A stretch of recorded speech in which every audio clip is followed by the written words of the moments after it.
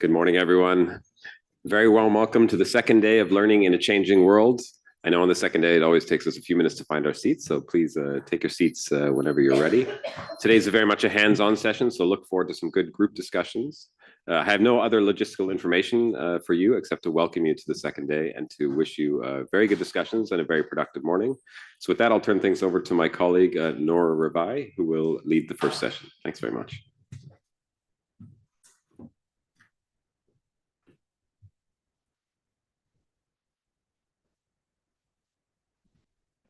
Thank you, Sasha. And I would actually like to welcome all the 5 panelist speakers here on the stage.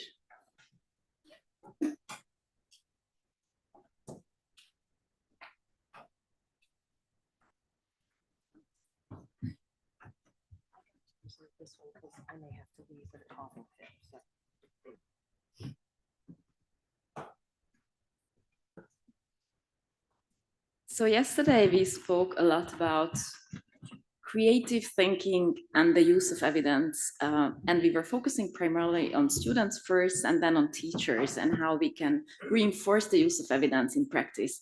Today, we will be looking at policymaking more strongly. And I'm sure we agree in this room that we all want to have our education policies built on robust and rigorous evidence. But we also know that using evidence in policy is not that straightforward. And the same thing that Lawrence and his panel was speaking about yesterday also holds for policy. And I wanted to make 3 main points with respect to this. The first one is that evidence is not necessarily used well. The idea that Mark Rickinson introduced yesterday about the quality of evidence use is certainly very important for policy too. And we probably all know examples of politicians or policymakers who did use evidence. They cherry-picked the evidence to underpin their pre-existing assumptions or already decisions that had been made. We probably also know examples where research findings were used, taken out of their context, and distorted and presented in a way that was not fair to the findings themselves. The second point is that using evidence and data in policy is actually complex. Again, very similar to practice. There are many forms and sources of knowledge that need to be combined in policy making and policy decisions. The knowledge of the political context, the agenda, the knowledge of stakeholders' views and their context, what describes exactly the teaching profession, what's their context in the country, what are their views, the knowledge from experience, and so on.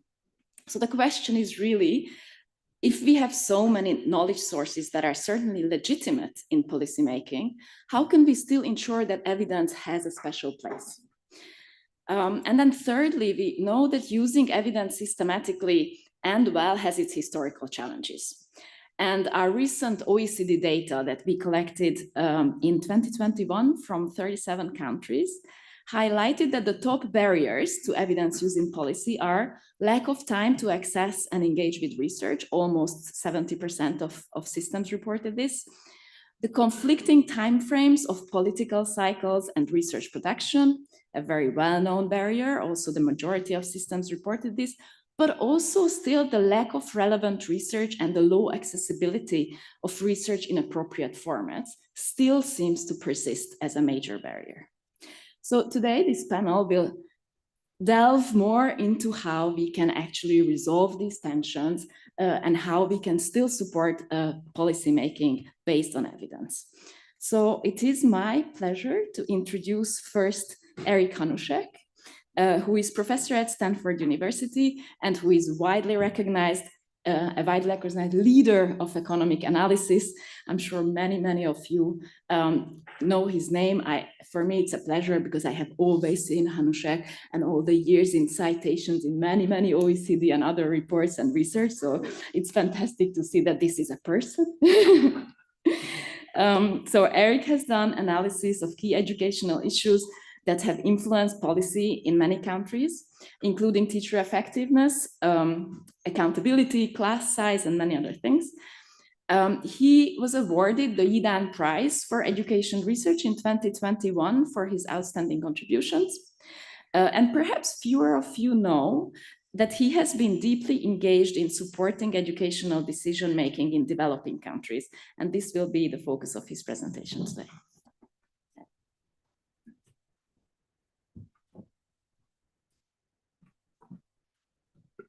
I've been giving 2 clickers, so I'm not sure which is my presentation or I'm supposed to start with a random presentation and speak to it. But I'm so pleased to be here today.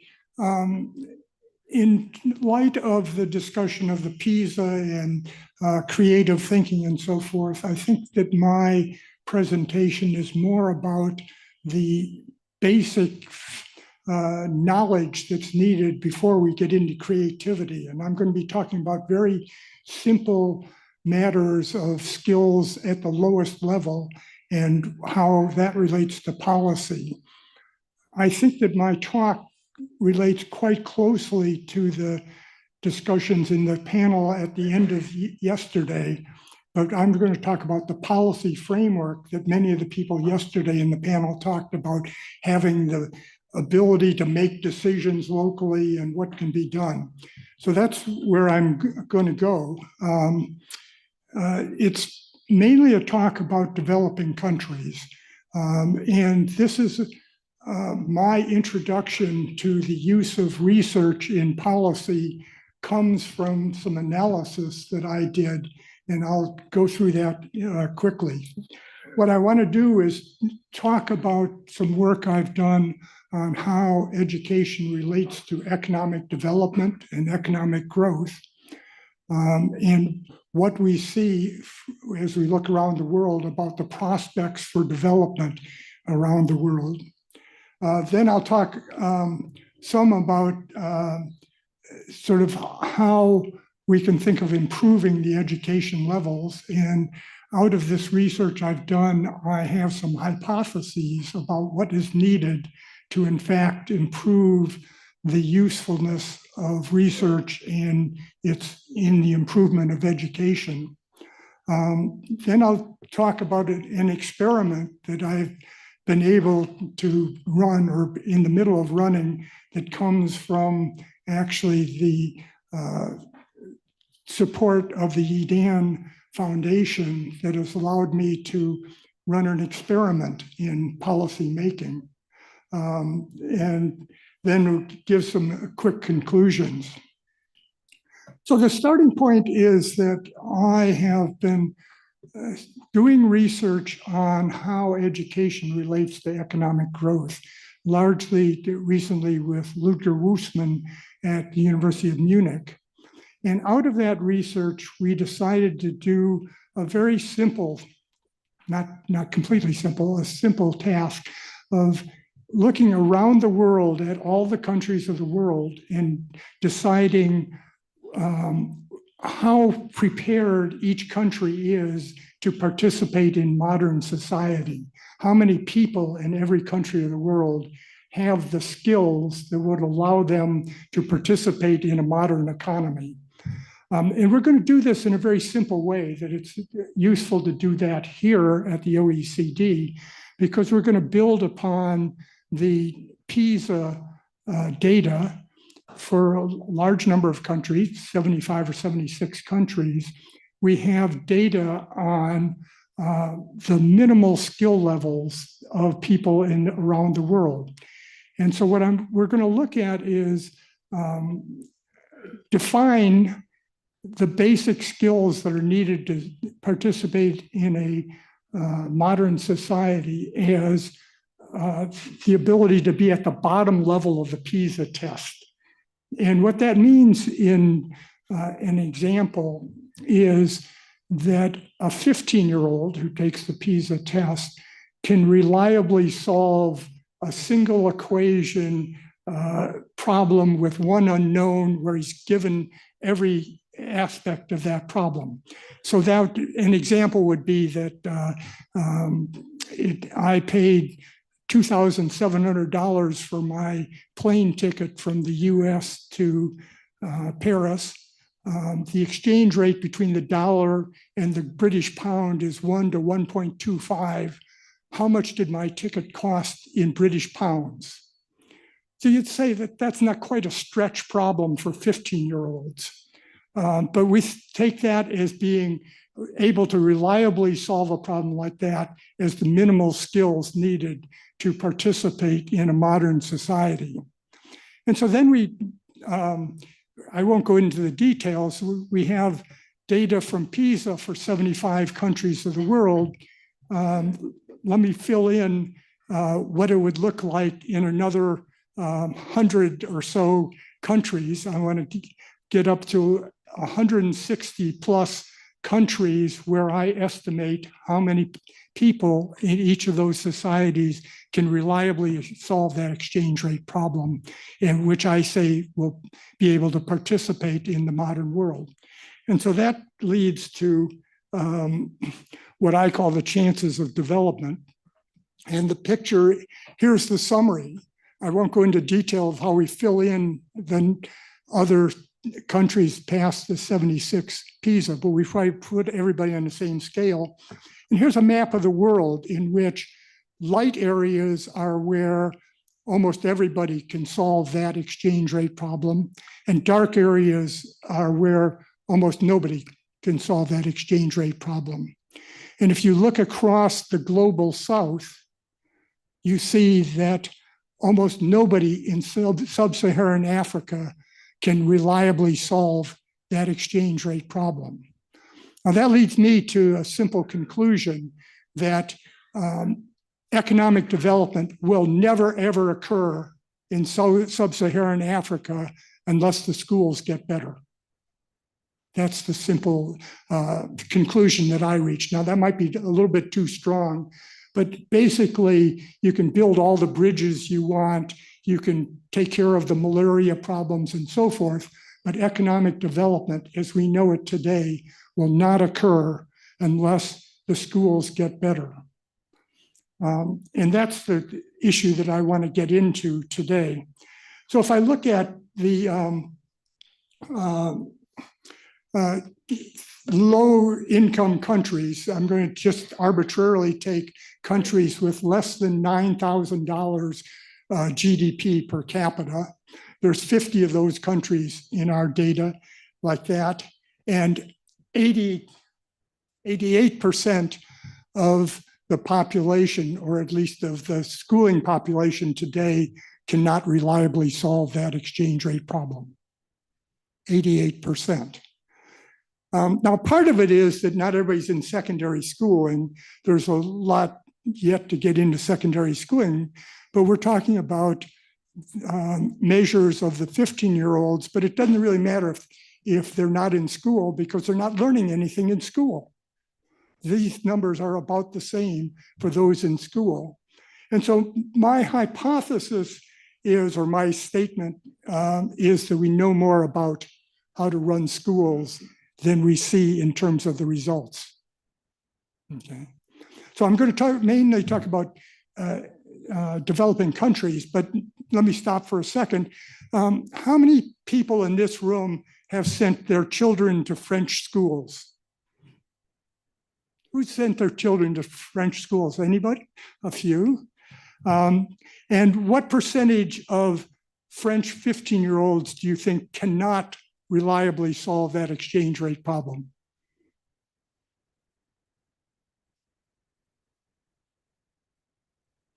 This is where we have the interactive part, but avoiding the interactive part, a fifth of French 15-year-olds who are in school cannot reliably solve that problem by grade 9. Okay, and so you quite ask, what have they been doing up to grade 9 that they cannot solve that problem? So there is this, for countries greater than $9,000 GDP per capita, there's still a challenge, and there's a challenge in French schools, but I'm going to concentrate more on developing countries and talk a little bit about that. Now, how do I interpret the fact that we know more about running schools than you see in terms of the evidence. The evidence says that nobody's learning in these schools. How do I interpret that?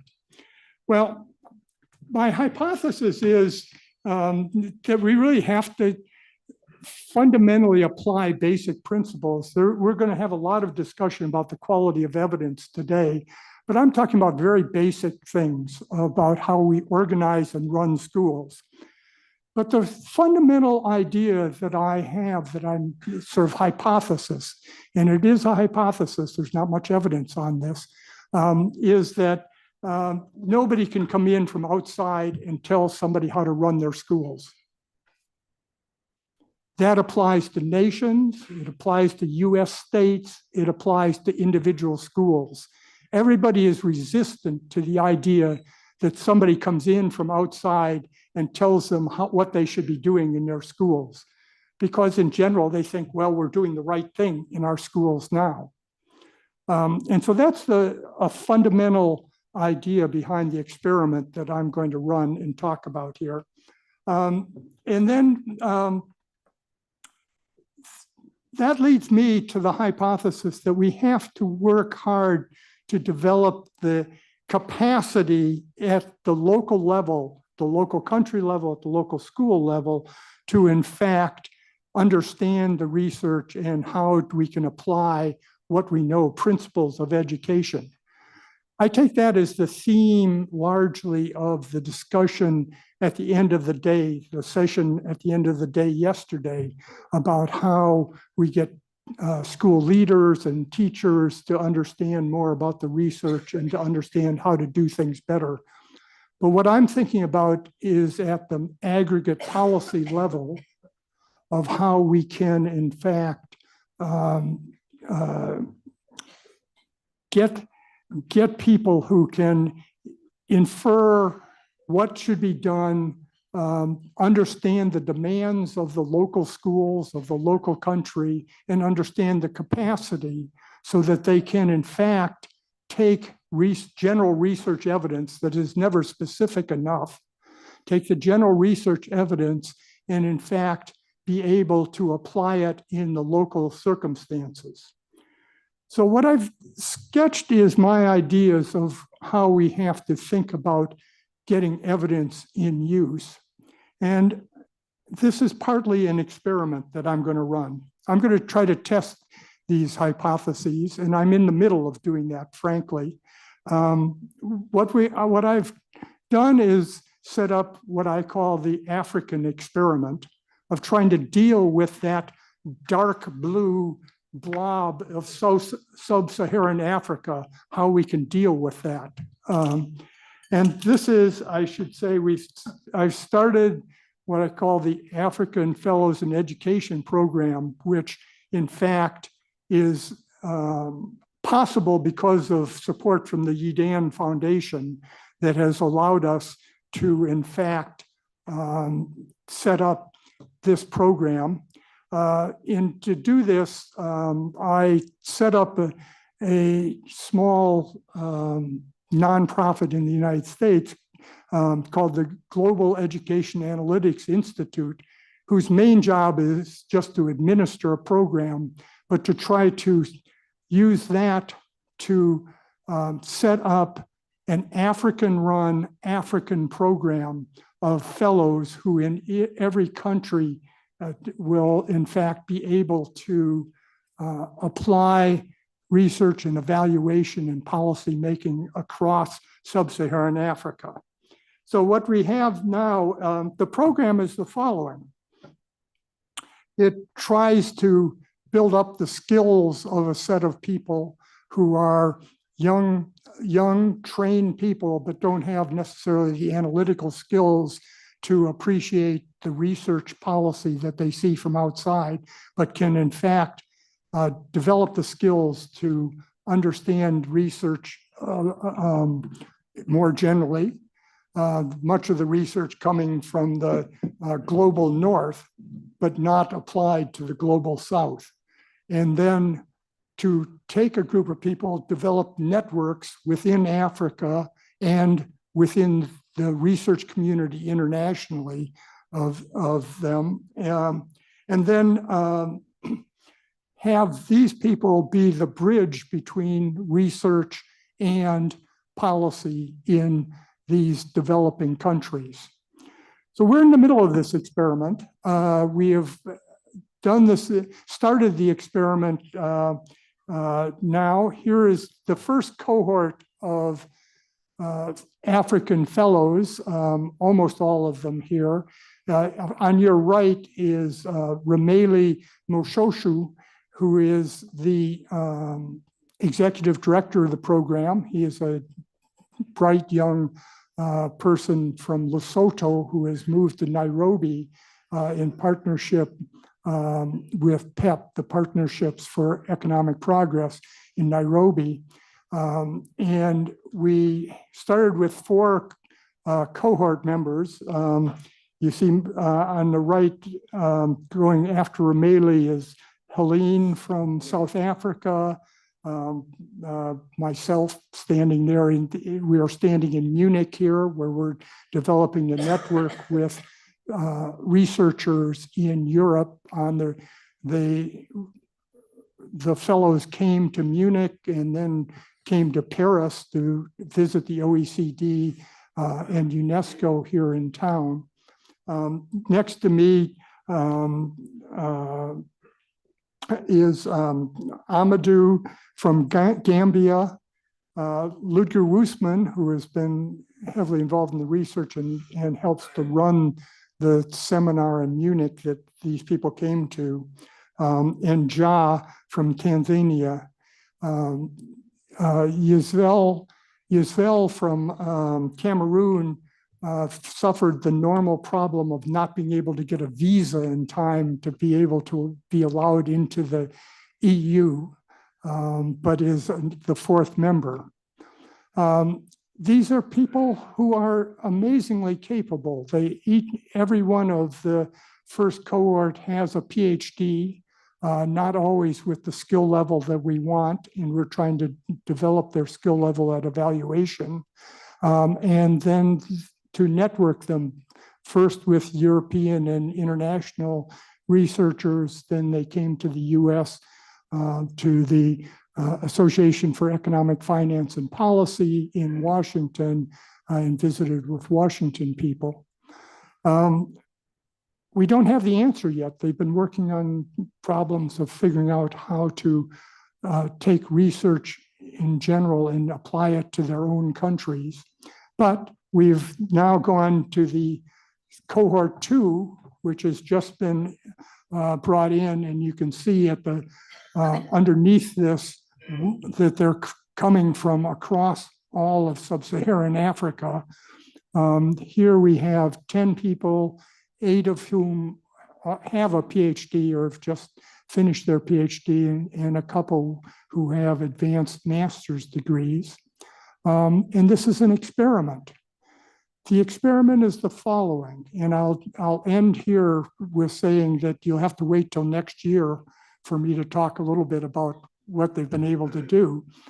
But if we go back to that picture at the beginning, that map at the beginning of the world with the dark blotches at the bottom in the global south and lighter but still colored blotches in the north, if you do the experiment that thinks of bringing everybody in all the countries of the world up to this basic skill level, so everybody in the world could solve this exchange rate problem, and then use the historical relationship between quality of education and economic growth, you can project out for the rest of the century what would happen to economic growth in the world.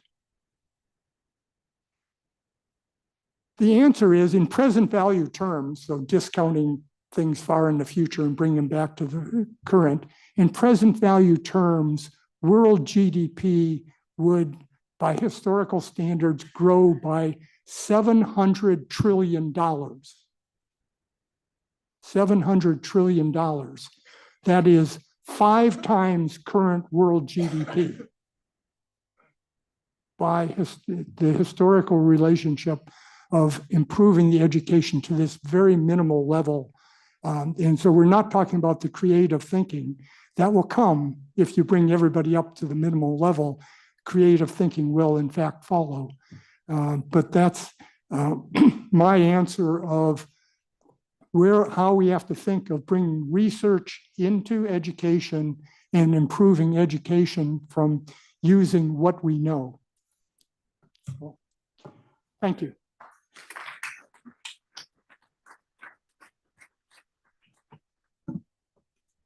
Thank you very much, Eric. And I did get the message that we have to organize something for next year so that you can come back and tell us about the results.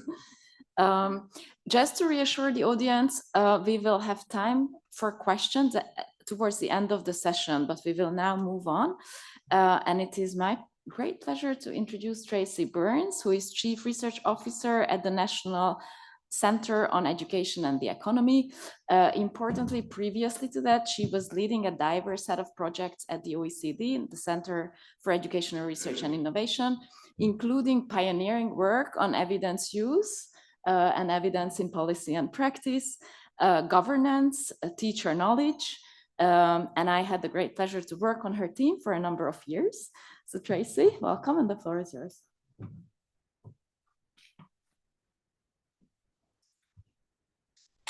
Good morning, everyone, and what a pleasure to be here. It's really fun to be on the other side in a way. I had to go through the non-staff entrance this morning. It was quite confusing. So now I really understand what everybody else has been going through all these years. Yeah, it's just really exciting to be here. So I now have the same problem you did, Rick, around which of these to choose. Yeah, I think you can choose either one. Oh, cool. The first one worked. Okay, perfect. I will take this clicker. So yes, today I'm going to talk about sort of Nora asked me to speak the broad picture, the international picture of the evidence or the evolution of evidence-informed policy and practice, focusing primarily on policy. And well, now I've done it too many times probably. My talk will be informed by effectively work that I have been doing over the last, I would say, almost 20 years, sort of at the OECD with partners in this room, with others around the world, really trying to bring together countries and actors to have this conversation about why we should care, why it's important, and what we want to do about it. And so these are personal reflections connecting to literature and really informed by many of the conversations that I've had across time with many of you. And so it will be in three parts. The first one will really sort of some thoughts on technology and trends, and in fact, what that might mean for the nature of knowledge and expertise itself. A big second part will be understanding our sort of gradual understanding that access to evidence and access to research is, of course, not the same thing as it being used. And so our investments and our thinking about it have to shift in order to make it as useful and as impactful as possible. And that includes the importance of systems. And I'll end with a set of key challenges and a call to action in a way, assuming that everyone in this room and those online are interested and passionate about this topic and trying to think of ways to contribute and how we can together shift the conversation. So starting off with evidence and technology, there is, of course, an obvious thing, which is that, this or anything that we all have on our person has resulted in an explosion of available evidence. I mean, at your fingertips, you have millions of search results, which 30 years ago was just not the case. There was, of course, a lot of evidence and there were bodies of literature, but the sheer volume and the instant access has fundamentally changed the way we connect to and use research and research evidence. And research on the slide is in quotes because, of course, some of it is research, but some of it is opinion, and some of it is perhaps not even opinion, but just random thoughts. And one of the questions is, how do you, as a user, understand the difference between those things? And as part of that, another big trend connected to this evolution has been that our traditional gatekeepers of quality for research, how do you understand whether something is good or not? How do you understand where something is strong methodology? How do you understand if something is to be trusted? Those have in large part been, they haven't disappeared, but they're very much operating on the sidelines. And what we're getting in our research results or in our Google searches is of quality, which is not particularly vetted. And so this combined with the emergence of new actors creates an entirely different situation for thinking about the generation and use of evidence, I would argue. It's not a new trend, but it's been exacerbated by the evolution of technology and our access to information. And so just to take you through what I mean when I say the emergence of new actors, when we started doing this work 20 years ago, and of course others have been doing it for longer, but there was always a screen. Those of you who used to be there, there were always three boxes on the screen. And the boxes were the researchers. So the research community was in one box, the schools were in another box, or practitioners were in another box, and the third box was policy, ministries, inspectorates, et cetera, government agencies. And we used to say, oh, we need to connect them. We need to understand how they work together. We need to bring evidence to them or have them give evidence to us. But now, and this remains true, but now we also, of course, see local authorities, school boards, major actors in school providers in communities across the world. We see huge importance of parents, communities themselves, small businesses, and larger industry as active actors in education. We see labor unions, of course, not NGOs, other think tanks, other actors in the world of research and evidence production. And we see publishers, training providers, and increasingly ed tech platforms, all of whom use, produce, or understand and interpret evidence and have a point of view about education.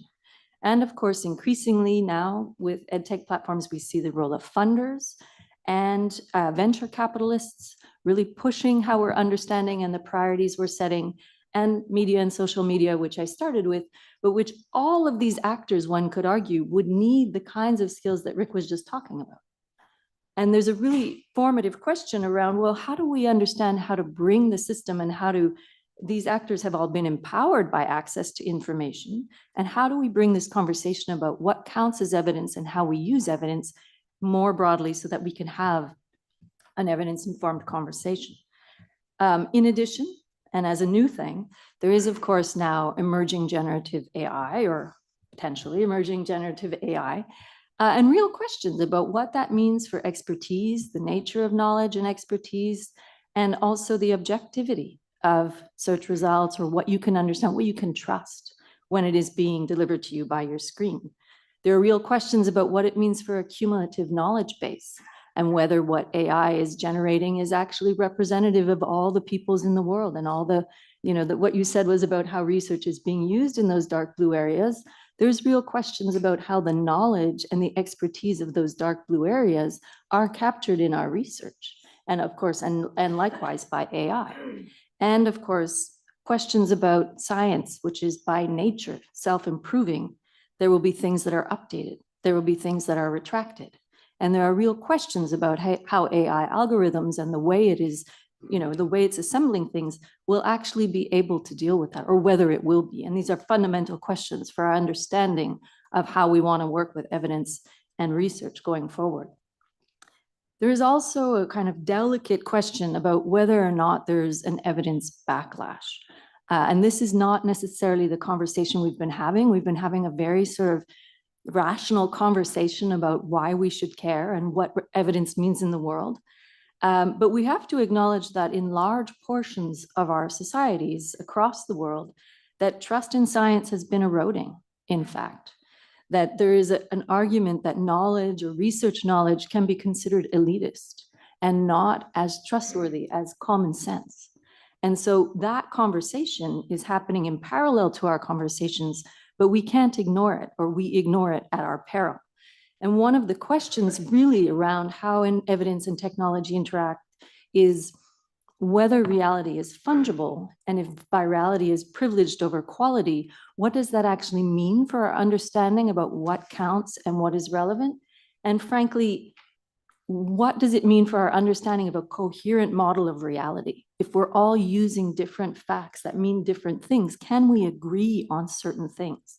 And these are a real question. There's an argument that this is, potentially deliberate, that there's an actual campaign to erode trust in science so that facts no longer matter or are acknowledged to exist. And this is connected to an attempt to sort of attack democracy.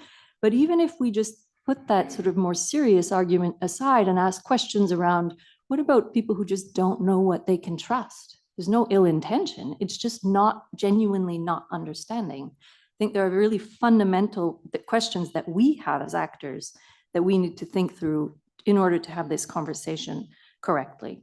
So that's the big first chunk of the talk. And the second one, of course, is, and by the way, I'm not going to answer these questions. I'm permitting myself to ask them and then be like, oh, it's very important. Now you guys can answer them at the tables. And obviously, I'm hoping that we work on them together. The second big theme is understanding that access is not the same as use. I mean, this is kind of obvious when you put it down, but the number and amount of investments in making research accessible, having platforms, having enormous repositories of evidence, and then the number of conversations that you hear people say where it's like, people just aren't using it. If only they would use it. You probably said this yesterday, Mark, around if teachers only use the evidence. And the question is, well, why aren't they? And there's really good reasons for it. And one of the big conversations is whether, how do you move from push? You have the evidence and you push it out there. This is useful to you, you must use it, versus pull. So people are seeing that they want it, seeing that it's relevant, seeing that it's helpful, and they go to it and they try and engage with it. And in order for that to work, you need to have access. Of course, that's a fundamental precondition. It's not unimportant, but do they have access to evidence that's usable and understandable, but also the skills? That's your part. Do they have the skills and capacity? This used to, when Langer et al. Did this work, it was about policy and practice, but I've used actors here to refer back to that slide with all the different actors, because in fact, this conversation is for everyone. So do they have the capacity? And the interactions, because knowledge use is actually, or evidence use is actually interactional, it's relational, and it's social in a way. And we trust evidence more when it's used by people we trust, or when it's brought to us by people we trust. And so that's an interesting component that I'm pretty sure we're going to pick up in the panel later. And just to unpack this is a very busy slide, which is actually Nora's work and published in their 2023 volume, which is looking at the skills needed for research production, use, and literacy. And I'm not going to go through it all. These are policymakers and practitioners. But just to unpack a little bit what some of those capacities might be. So understanding how to evaluate the quality is a basic precondition for using research evidence, right? Understanding how to interpret it, understanding how to access it, and then thinking about what it means to actually use it and thinking about what it means to produce it are hugely important. And so when we talk about capacity building, we're actually talking about building capacity in a very multifaceted, nuanced way. And it's important to think through how we might want to do that as a system. So thinking through what that means and thinking through taking a step back to think about where we are now and some opportunities, I would argue, and I have argued, that if we think about going from push to pull, in many cases, the pull is there. So you're all here. There are people in schools. There are people all over the world who are genuinely interested and passionate, and they want to do this. They want to be part of this conversation, whether it's at country level, school level, individuals like teachers, parents, etc. In addition, there is a lot of explicit capacity building, including a project we've just heard about. But every one of your countries will have something that they can point to, which is deliberately aimed at doing this. And that's for both the production of research and knowledge, its mobilization, and its use and quality use. And then there's a whole push also to improve the generation of evidence and work with multiple methods. So understanding what works, whether it works, how it works, for whom it works. These are actually all different methodological questions. And our systems generally prime certain kinds of results, easy to understand test scores, for example, the results of our CTs, those kinds of questions which yield sort of quantifiable, quick answers. But there are deep questions about how to nuance that with different forms of emerging evidence and particularly qualitative evidence and practitioner knowledge. So deep questions around the nature of how do we combine these into a workable system. And there is another point and an opportunity, I think, to talk about democratizing evidence and what that means for inclusivity, how we build a knowledge base which is inclusive, which represents the knowledge and expertise of a broad variety of stakeholders, and which is actually asking and questioning whether there's bias in the research that we're using and the assumptions that we're making. And for me, those are all opportunities where there's a huge amount of activity and a huge amount of promise all over the world.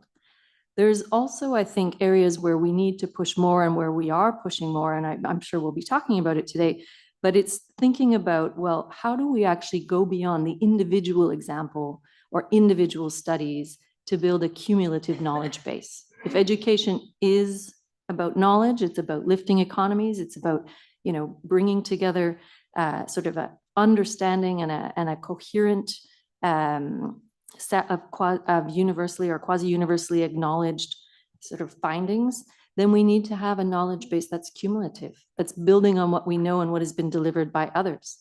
And I would argue that that requires not just answering the methodological questions, but also really developing a systems approach. And so I'll take you through where we are now in the argument, which is simplified, obviously, but thinking through how these things fit together.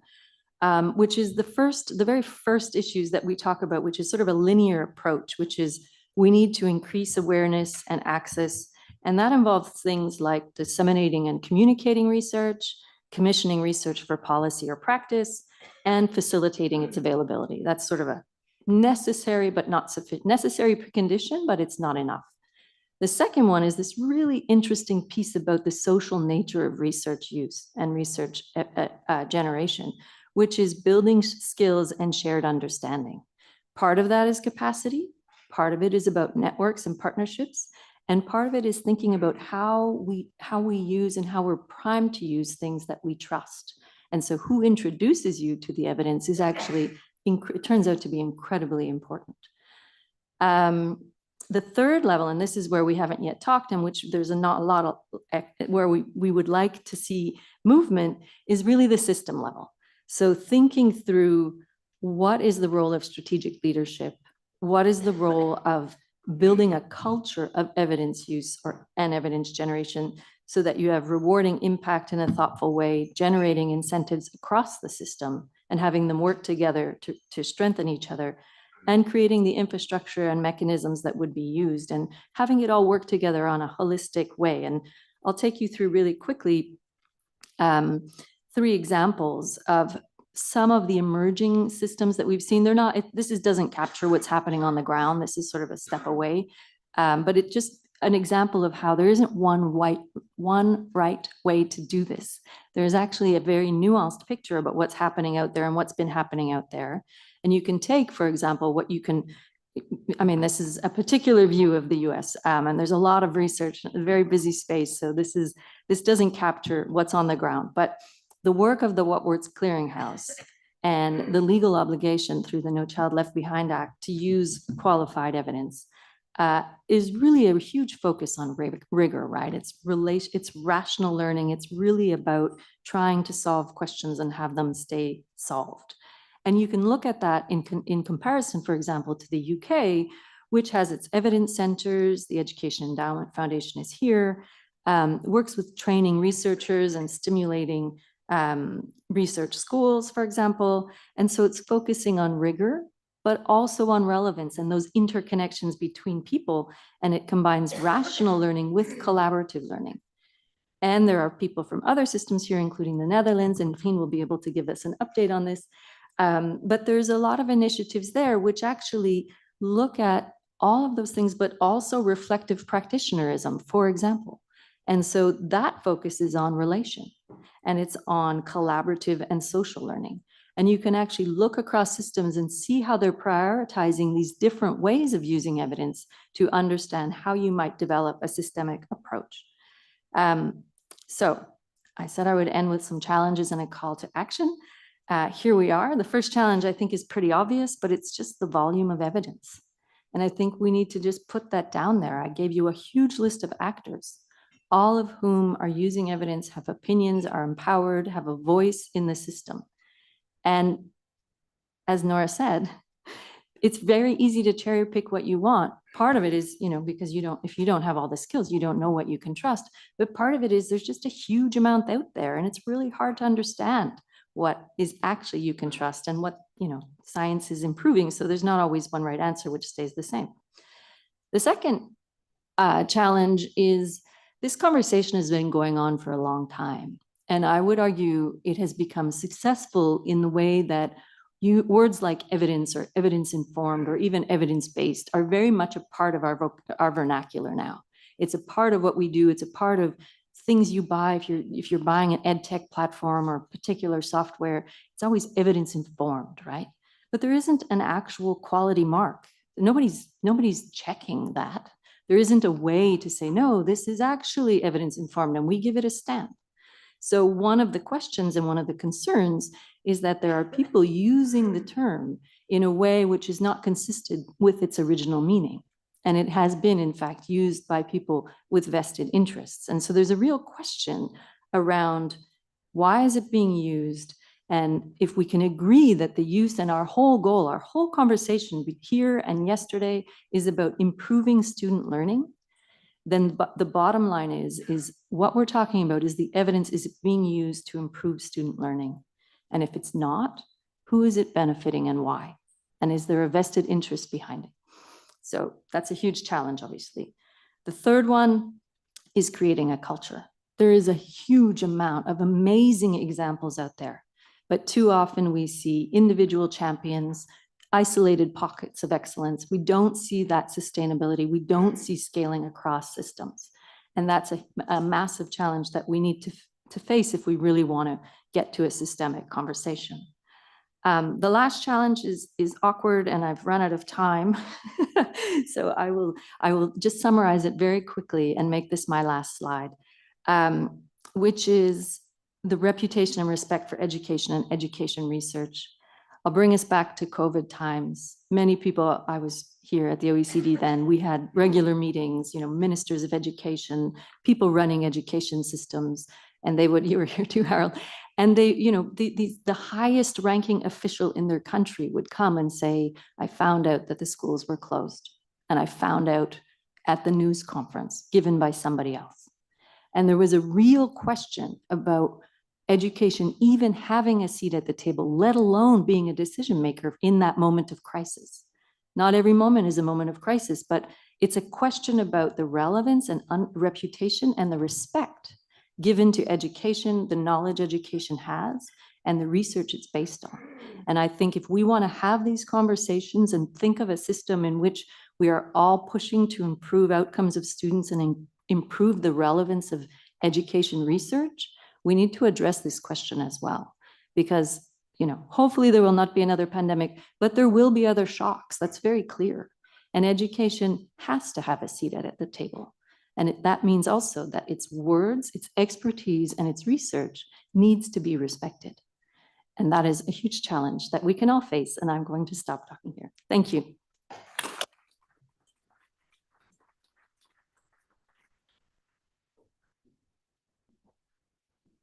Thank you very much, Tracy and Eric. And I think we are starting this conversation with you both outlining some local challenges, but also some global challenges.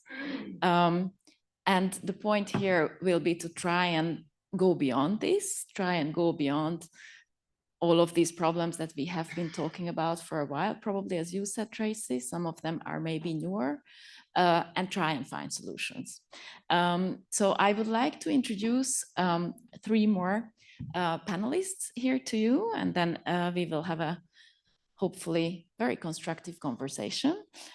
Firstly, I would like to introduce Javier Gonzalez, who is the director of the Laboratory of Education Research and Innovation for Latin America and the Caribbean. Thankfully, it has a short name, SUMA. And this organization supports ministries of education in the region with knowledge and rigorous evidence, and they have been investing a lot in collaboration and knowledge mobilization. So Javier, I think some of Eric's points probably resonated with you quite strongly. And I wonder, what does SUMA's work tell us about evidence itself in the Latin American region? Thank you, Nora. Thank you for the OECD for this very important meeting and session on the importance of evidence.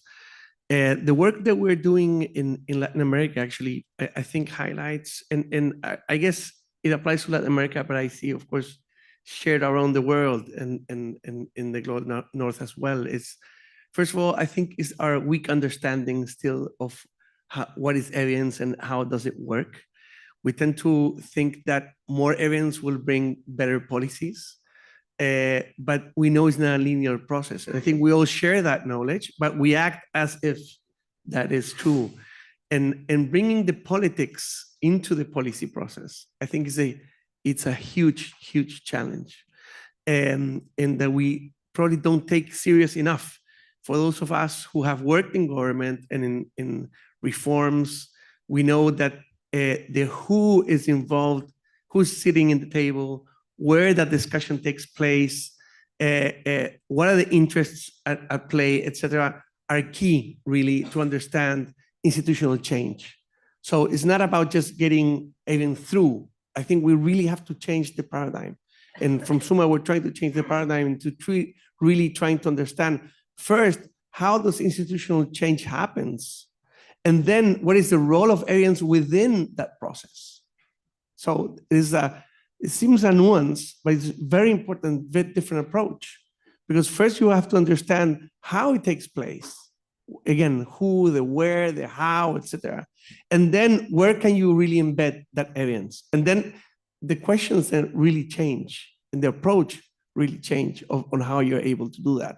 And I think of course, there are no silver bullets or no magic formulas, but I think we're approaching quite innovative ways of really embedding evidence by changing that sequence, which might be something, again, seems simple, but I think it's fundamental.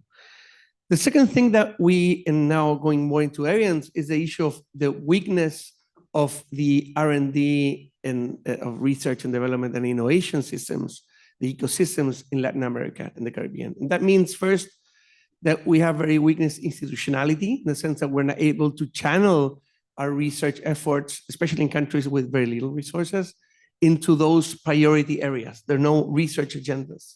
Second, of course, that we don't have enough resources for something that is a public good. And therefore, we know that mainly it has to be funded by public institutions or NGOs, philanthropic maybe, but basically there's very low R&D expenditure in our countries. And therefore, there's a lack of evidence, which I will talk in a second.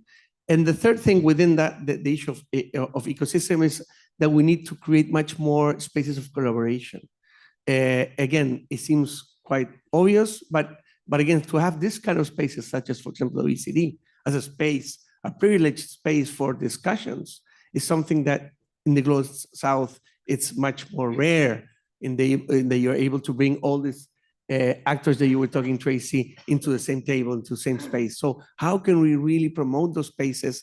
And for example, through KICS, the KICS initiative in GBE, from SUMA, we lead a hub which actually does that. We bring unions, ministers, academics, NGOs together, and not once, throughout the year, every month, every week, we have different activities in which we're creating actually a community that is talking about this, what are the problems, the evidence, etc. So the first thing I was saying, the weak understanding of evidence in the politics context. Second, weak institutionality of the ecosystems. And the third is maybe I would call the evidence failures themselves. And very quickly, 3 points. One is, of course, large evidence gaps that we have in the global South. of issues that are very important to us. For example, Latin America is not the poorest, but it is the most unequal region in the world. And therefore, we know very little about very marginalized populations. What do we know? And actually, from Suma, we led the GEM report on inequality, on inclusion, actually, on 2020, in which we were thinking on what do we know about imprisoned youth? What is education in prisons? Well, we know now that because of the research, 30% of children that are under the supervision of the state in prisons don't receive education. So it's our best chance to get them educated. We don't have, they're there, they're locked up, and still the government doesn't provide education, the right to education. So they're deprived of liberty, but also deprived of education, human rights. What happens with migrants? What happens with LGBTI children that are 60% of them are bullied in our schools in Latin America for those countries that we have data. When we ask them, it's not children, it's teachers that bully them. So the question is, well, what do we know about this very important thing? So this has to do with the gap of evidence. And the problem is that where we don't have these gaps, most of this evidence comes from the global north. And therefore, they're done by researchers from the global north with those questions and methodologies and evidence and data from the global north.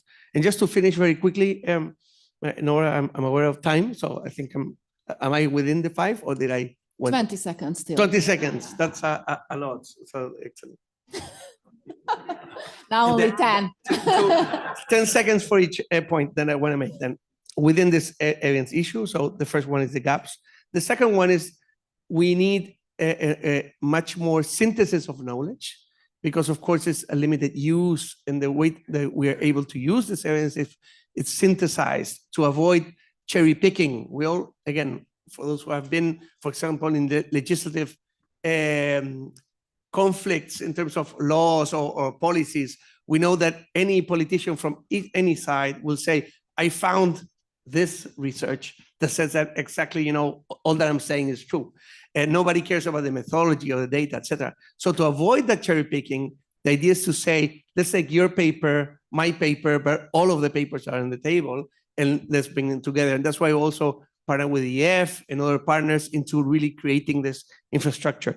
And the last point is, again, moving from, I think it's important to move from this perspective of, we do a lot of RCTs and evaluation, et cetera, in Latin America.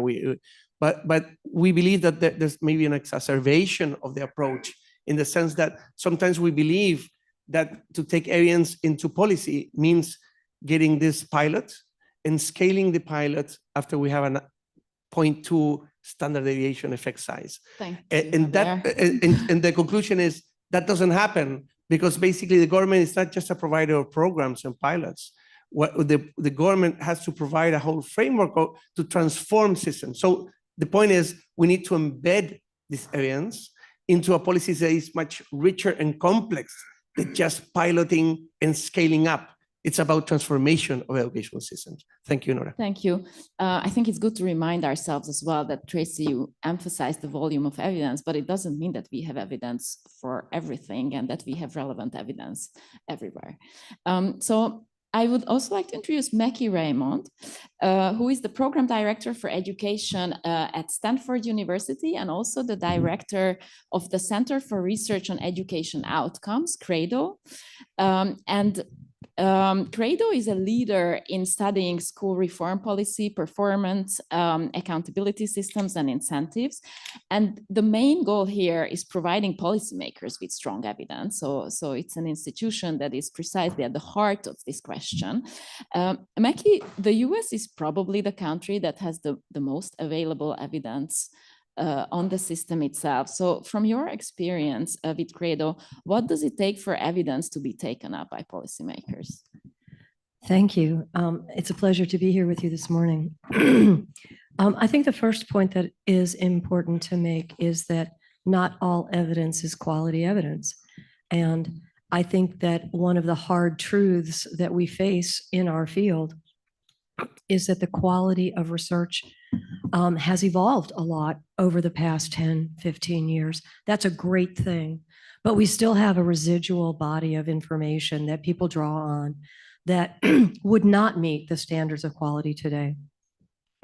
And so one of the really important features of bringing evidence to policymakers is to help them understand that the degree of rigor that is required as a minimum in good research today is higher than ever before used in the field, and that they should probably have a few specific questions that they want to ask on any study or any body of evidence that they want to use.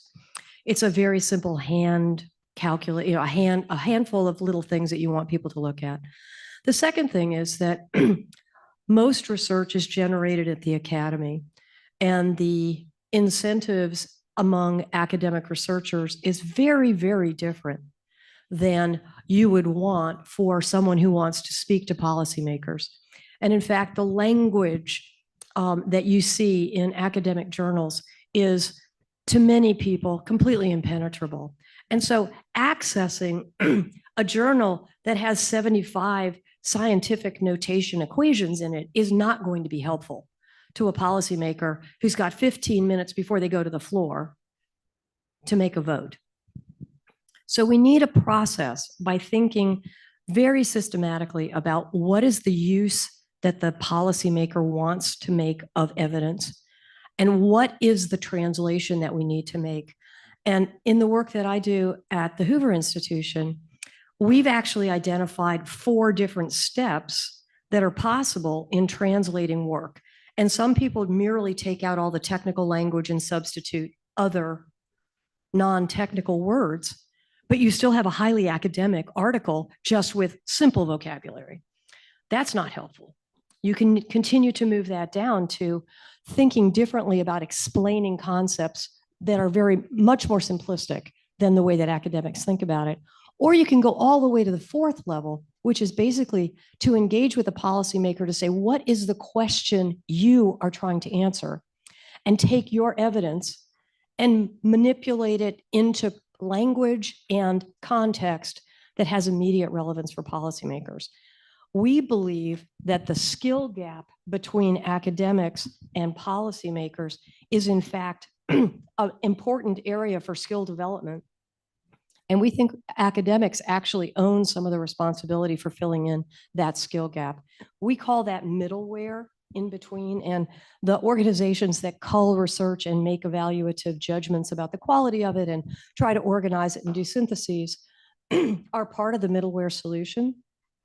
But I would argue that all the way back up at the beginning of the food chain, academics really need to expand the skills that they develop in order to be partners and co-collaborators in bringing their work into a policy context that can actually have the kind of impact that Javier was just speaking about.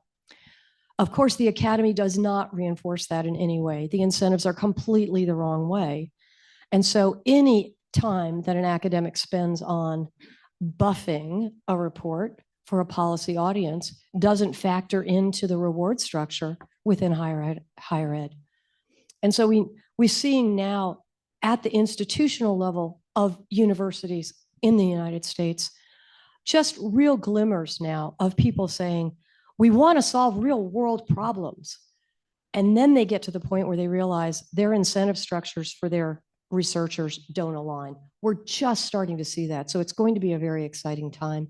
And if Eric is getting invited back in a year's time, maybe I'll have information too. Message taken. Also, I just wanted to reflect on it's really interesting for me to hear how much this conversation resonates with the conversation we had about practice yesterday. And in our project, we were always thinking about, should we put policy and practice together? How can we separate it? And in the end, a lot of the discussion is extremely similar. So last but absolutely not least, let me introduce Rien Rao, who is strategic advisor at the Dutch Ministry of Education, Culture and Science. And Rien has been deeply involved for many years in national and international work on evidence-informed policy and practice. And he works in a ministry which is an extremely special chance for this panel to have actually the policymakers' view, the authentic one, here with us. So Rien, the Netherlands has been developing really innovative solutions to address some of the challenges that we have mentioned earlier. Can you tell us more about these efforts? Yes, thank you, and thank you for the invitation. It's great to be here. I wouldn't call myself a policymaker. I would call myself a knowledge broker within the ministry. So my policymaking colleagues are the real policymakers. And this is already the first thing that you need to know. You need deep knowledge of what happens within ministries, right? If you really want evidence to be used, you need this kind of knowledge. That's not what I'm going to talk about. I'm going to talk about a project that I'm currently reading, which is simply called the Science for Policy Project. And it originated last year. And it is in one sentence aimed at creating good examples of structures for dynamic interactions between policymakers and scientists. Structures for dynamic interactions. And it's good to know that in the Netherlands, we already have a kind of really highly developed system of intermediation between the world of science and the world of policy. So what's there to improve, you could ask, and that's what we're exploring with this in this project. And maybe another interesting feature is that it originates from science policy. So it's not, so I'm working at the knowledge department, as it is called, a knowledge broker within, but this is really from science policy. So it's looking for the societal impact of improving the societal impact of science. Those are the origins of this project. Where does the project come from? First, from the observation that research is being used, but in a rather fragmented and pragmatic way. I would never say within the ministry, working within the ministry, I would never say cherry picking. I leave that to researchers and people from the outside. From the inside, I always say you use it pragmatic. And also so we really lack platforms where different types of knowledge are brought together, discussed, thoroughly discussed, and validated. So this project is not about more use, it's really about the quality of use, improving the quality of use. Another observation is COVID, and that's the observation that the most research being used for policymaking was really monodisciplinary. So what we wanted in the project, one of the points of departure is that we're looking for multidisciplines in solving complicated, complex issues. And then the third observation is that our current structures, so we have a rich landscape of all kinds of intermediating bodies, are still too static and linear, and sometimes too slow. And I would also say too far removed from policymaking itself. So what we did is we have created a team, the Science for Policy team, it's simply called, and we are exploring new ways of interaction between scientists and policymakers. That's what we do. And the interesting thing about this team is, the first thing I want to say, it's a combination of people from the world of the ministry and the world of science, the science organization. So we have now a combined team of now 6 people, coming from the Royal Academy, for example, the Association of Universities and the Research Council, to really accelerate this access to science.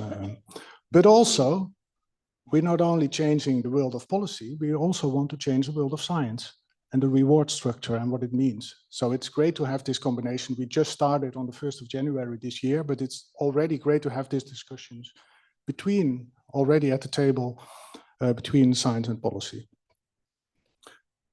And then we really take an exploratory approach. So it's this, I wouldn't call it a full-blown experiment. The word experiment is often misused, I think, but it is a kind of experimental way, because in a highly developed system, there is no big bang or solution. You really need to look closely on, if you look closely and on what you can improve in, and often it's quite subtle what needs improvement. So we are exploring. When we are looking for policy teams that want to work with us, and we don't know what will come out of it. And what the work we are doing can also differ. We have a few example projects, as we call them, and the work we're doing in those example projects differs. And then the second feature is that we really want to systematize our ways of working, codify them, describe them, and spread them. This is not very common in the world I'm working with. So we have lots of meetings with scientists, but what exactly happens there, we don't know. And what method is used during those meetings, we also don't know. So that's what we really want. We want to kind of create a menu of methods and models, as we call it. And then in terms, what we would like to do in those, when we organize meetings between scientists and policymakers, what we really want to do is, in terms of the ICAP model we discussed yesterday, go to the kind of construction and interaction. So really create new knowledge. So what happens in those meetings is not a translation of science to policy, but it is a kind of creating new knowledge. And that's what we really aim for. Thank you very much, Rina. You will have more opportunity to tell us more concrete things, perhaps about those methods and models that you're experimenting with or exploring. So I promised, and I would like to keep my promises, to delve more into the wicked problems that we have here. And I think your short interventions have drawn a nice arc from the importance of evidence itself. There is a lot, but there is still lacking in some ways. There is a lack of synthesis, perhaps, to the issue of translation, which, as Tracy said, is still extremely important and relevant. What does it mean? What does it mean in terms of skills and capacity? And then towards the more kind of innovative solutions of how do we actually create those interactions?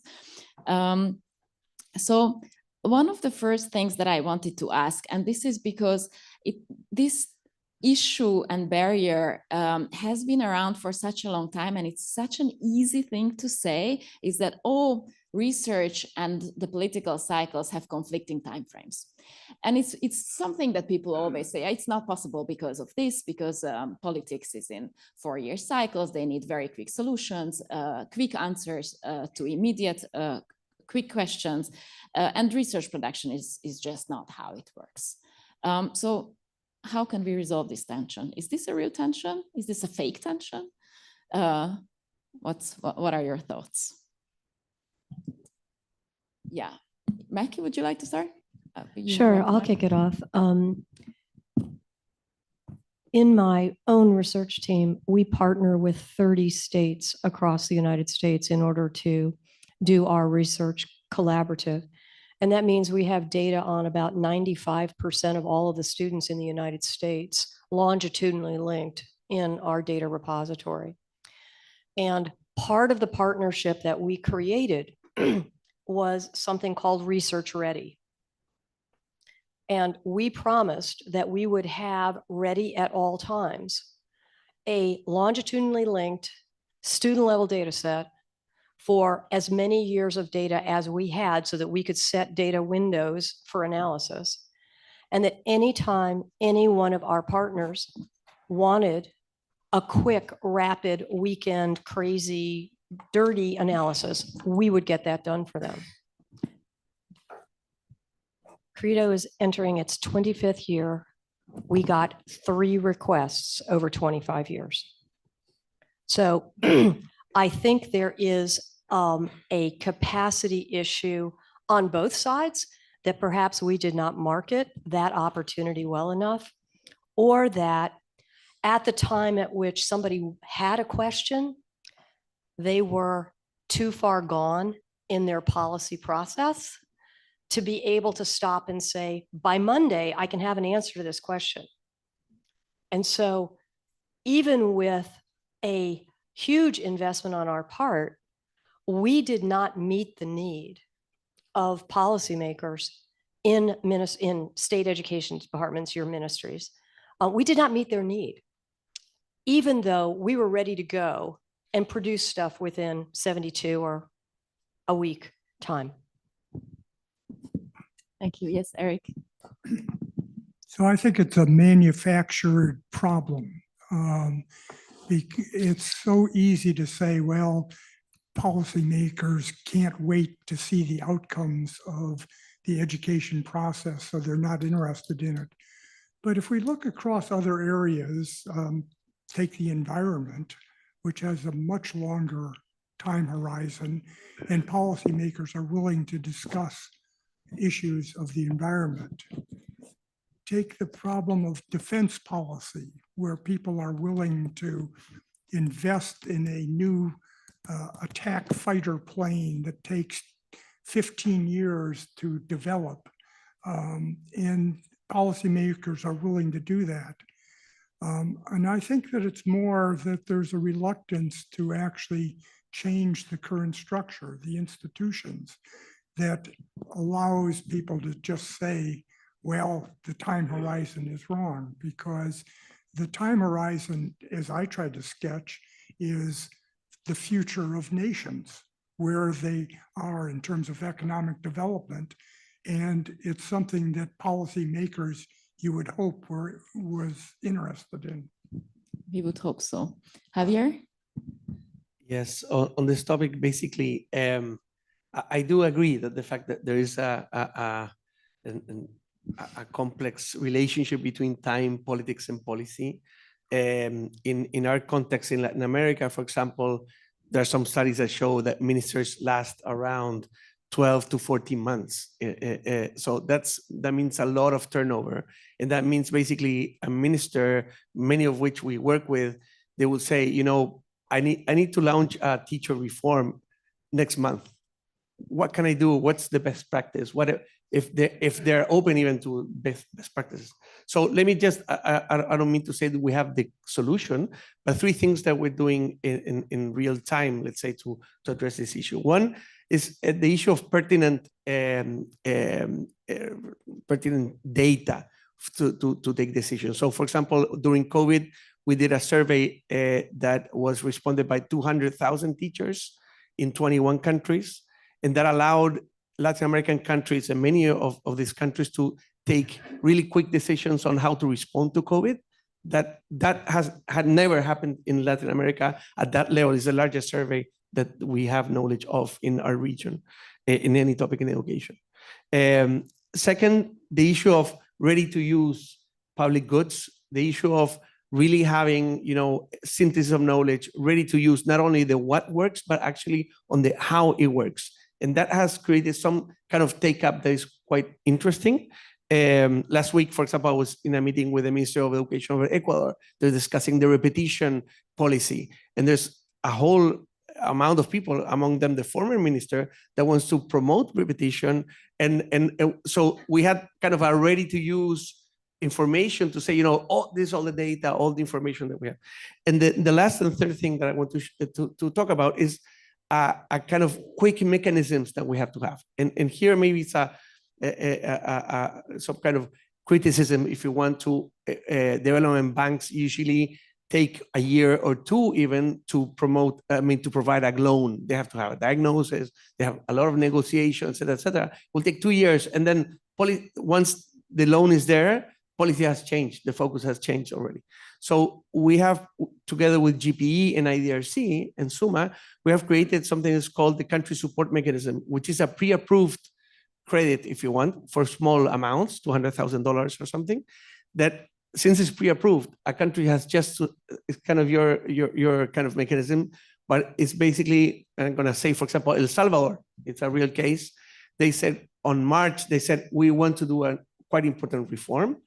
They contact us, and in May, that was in March, actually at the end of April, we were already working on the ground with our teams. So to have kind of mechanisms that are real with resources, et cetera, that change this like kind of very slow and bureaucratic for transparency and many other issues that of course are important. They have a reason of being, but I think we have to be very creative of how we create this kind of international mechanisms that are much more quicker. Yeah, yes, Reen. Yeah, just very practically from the organization of the policy process. So we once had we have a kind of document numbering system, you know. So once a policy proposal was sent to the minister, and he saw on that numbering that this was version 35. So he said there are 34 versions of this document been before. So what I always say to my colleague policymakers, if you have the time to make 35 versions and then the minister, and then a lot of versions will follow, then you must have time to include or to have discussions with scientists, right? Somewhere along the way. So this is really about, for me, talking from a really practical perspective, the organization of the policy process. If you really want to use knowledge in a kind of, in a well way, in a good way, then you need to change the way you have organized this policy process. And that's easy to do, really. So let's just follow up very quickly exactly from that. And Tracy mentioned the importance of relationships, that it's primarily a relational process. And Reen, I know you are exploring how exactly to generate those quality interactions. And interesting data that we had in our survey is that most countries actually reported that they have lots of projects that bring together actors. And at the same time, they reported that the lack of relationships is still a major barrier. So it's kind of contradictory, and I wonder what it actually means to generate those quality interactions and make this possible. Yeah, Tracy, can we start with you this time?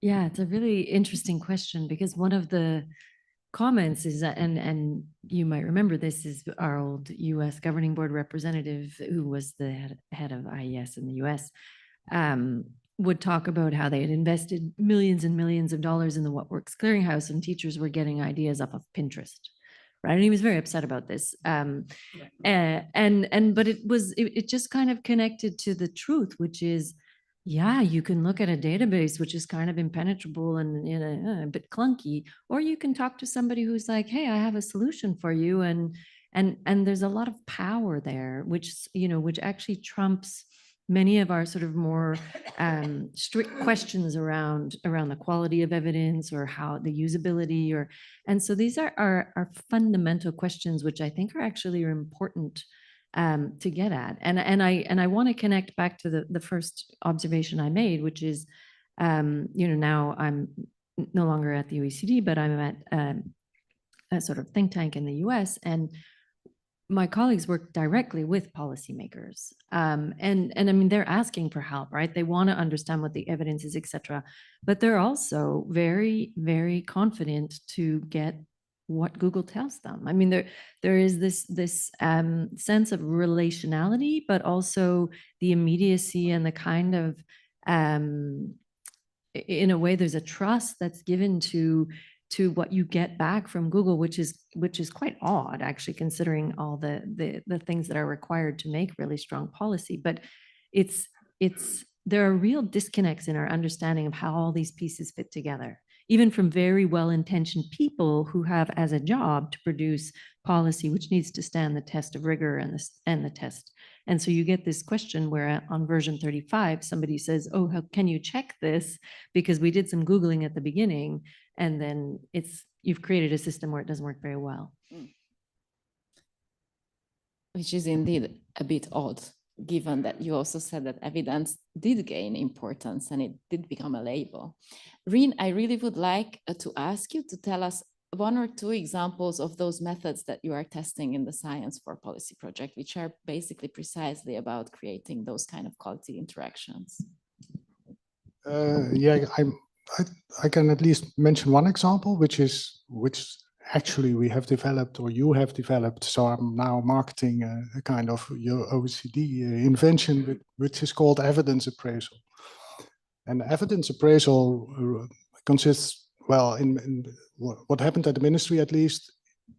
The first thing is that you have a session, and you have you have 10 studies or something, 15 studies, and you're going to appraise the evidence, look into the rigor of it and to the relevance for your questions. And so this is a kind of method that we use in meetings, starting with very basic questions. What is the status of this report? What's the method? What can you trust it? So really validate it. And then the next phase is, what does it mean for policy? What the conclusions? What do they mean for policy? So it's a 2-hour session. You can appraise 10 to 15 studies. Everybody needs to read at least one study before and talk about it. So there's one owner of those study, which is also very helpful. This is one of the methods we are now trying. Thank you. I would have many questions and I would love to continue the discussion for another half an hour, but I'm sure people will also want to have coffees, and before that, definitely questions. So I would like to open the floor now for questions from the audience. Yeah, there is a question there.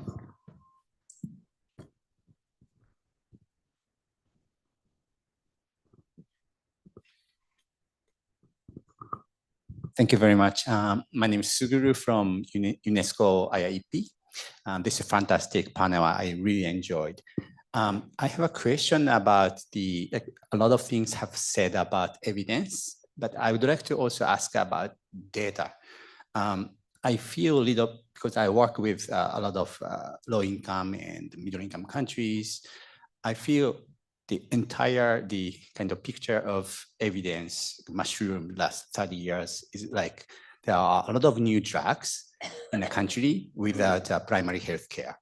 So that's kind of the reality I feel in low and middle income countries. So there is no system to make use of evidence. For example, there are many countries without EMIS, Education Information Management System, where they don't even publish annual education statistics. So in such countries, even if they implement great policies, maybe it's not possible for them to even monitor the impact of the great interventions.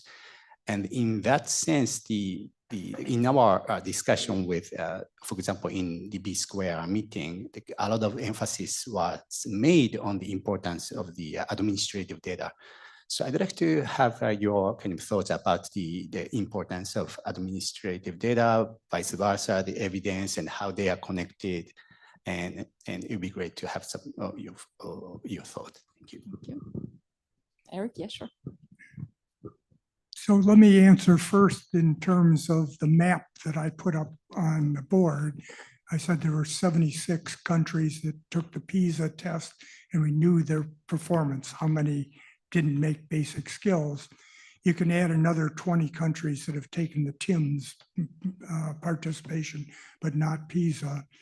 And then you can add another group of countries that have taken the regional test, the Latin America regional test, or the SACNEC and POSIC tests in Africa that give you information within the region, but is unconnected basically to the rest of the world, so that people can know I'm doing well next to Burundi, but how well do I do next to Belgium? And so we spent a lot of time trying to put those together. But there's another 35 countries or so of our 160 that have no information at all in terms of systematic performance measures. And to me, as an economist, it's hard to imagine getting better if you don't know where you're at, or if any actions you take are improving or not improving the system. And so I really appreciate your question, because I think that the first answer about do we bring in a big RCT or all this evidence is, do you have measures of performance? And it's hard to imagine improving countries that don't have measures of performance. And yet today in the United States and in many other countries of the world, there's a movement away from accountability, from performance, relating performance to what goes on in schools. And I think that's a disaster. Here's where I'll give my support for the malign Minister of Finance who wants to see evidence that things are improving if he's going to put money into into schools, because you have to know whether that money is having any outcome. Thank you, Eric. More questions? Yes, there is a question at the back. And then Good morning. My name is Rhonda Grobe-Zachary. I'm the founder and CEO of a very young organization called education.org. And I explain that because our pure focus is aiming to make existing evidence more accessible and useful for education leaders. And a number of you on the stage and in the room are part of our early initiatives. So I want to just explain that before I have a question for you about how to address some of the challenges you mentioned, particularly in low resource contexts where there are great barriers to publication. So just brief background. First, let me explain. I come from a medical background and I have a PhD in neuroscience. So I have the utmost respect for high quality evidence and of course, publication and routine technical and professional journals and language. But in our work in education, we've of course found that a lot of the published work is not contextually relevant for the users. Many of you have alluded to that. And so what we learned in our work is that, of course, policy leaders are using whatever they can access that seems to speak to them. To try to address that, we've created an international working group, and there are a handful of members here in the room, that is exactly about the appraisal process for work that not only, but especially is not published. Also, as we know, there's a lot of published work that isn't high quality itself, especially on the qualitative side. And so we've been doing that together exactly to create some effort to balance rigor and quality, but also relevance. It's still young, and we've been testing this, but the reason I wanted to explain that is to ask the speakers, as you talked, all of you, about this need for rigor and quality, which still is of utmost importance. How do we balance that with the need to tap into the massive volumes of work that is technically still unpublished from foundations, from agencies, in governments, and so forth? And I wonder if, I know there is no black and white answer, but I would love to hear your reflections on how you see that evolving alongside the challenges you mentioned in your comments. Thank you. Thank you. And can we take one last question from here at the same time, and then we answer, and then we will need to break for coffee here at the front, please, Kevin. Sorry, you have to walk along. So far away.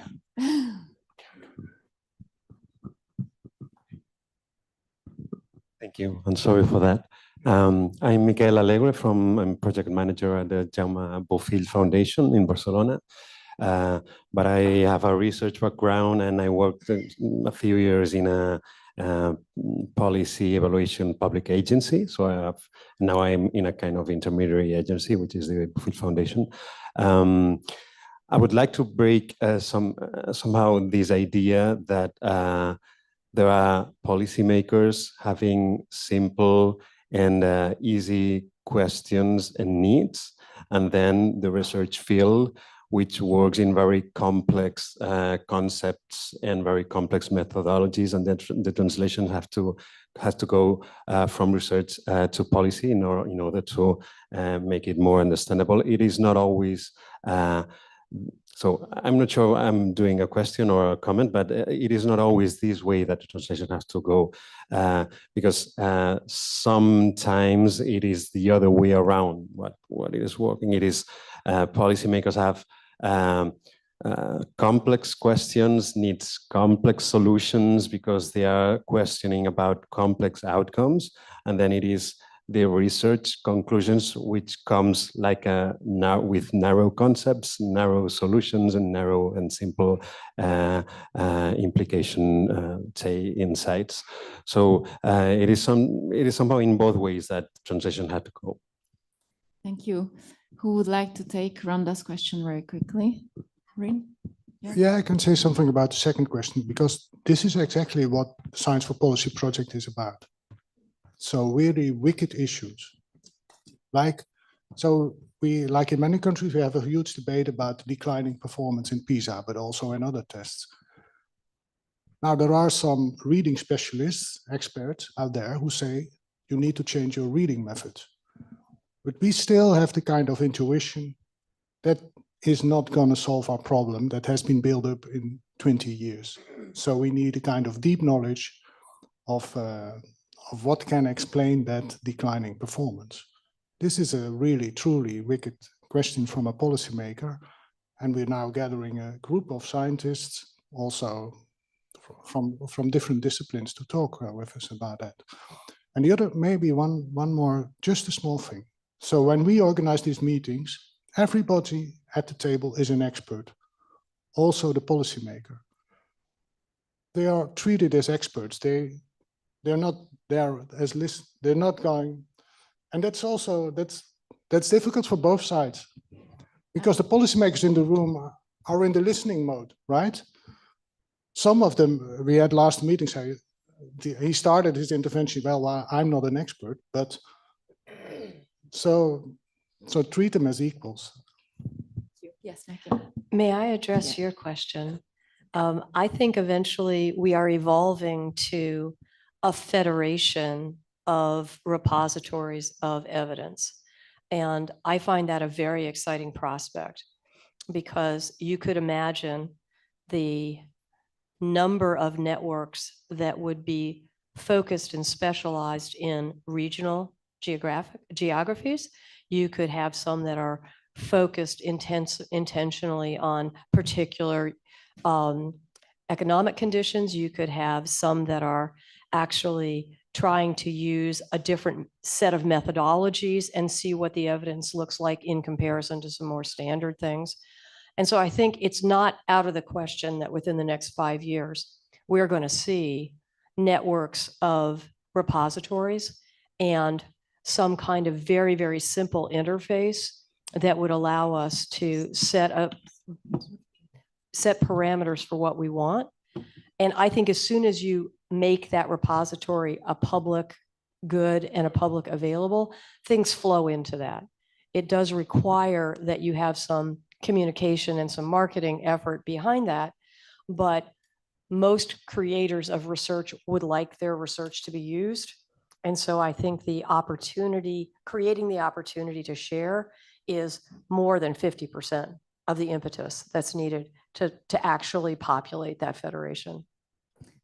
Thank you. I think creating the opportunity to share is a wonderful closing word to this panel.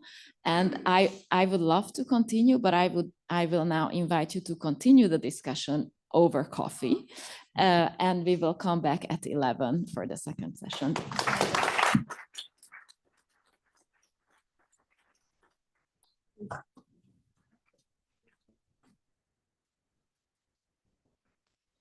Sounds really interesting. I guess you're thank you very much. Nora, you're time for all the questions, but that's how it goes. Yeah, sure.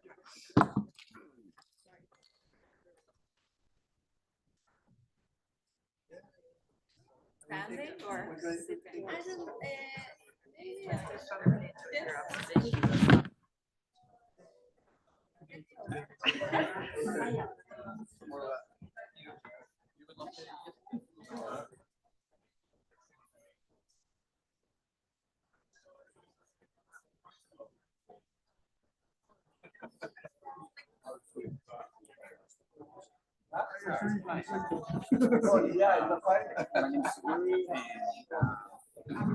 I'm a Hank student, and so I've heard about you from Hank Levin many times.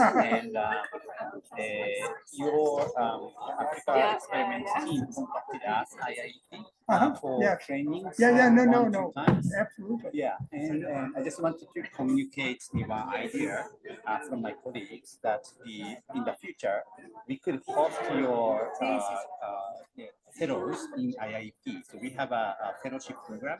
So we can host your fellows in IIT, and then they can work with us and do some research together. So that's kind of one idea we haven't discussed. That's a spectacular idea, and I know Rameli has been talking with your people, but it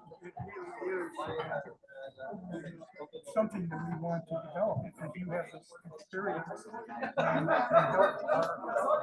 Maybe we can also help to create a link with Ministry of Education.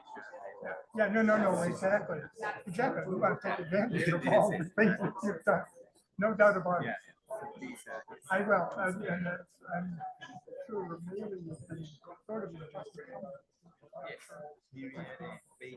Beatrice, and also the Martin Benavides. Right. Yeah. We're looking forward.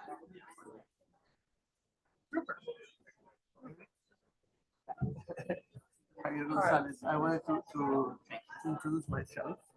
And of course, I'm also an economist. I used to be a lecturer at the University of Cambridge, and now I'm leading this SUMA, which is a regional center of research. Where are you located? In Santiago, Chile. In Santiago. Yeah, and so I would really like to maybe stay in touch and present what we're doing.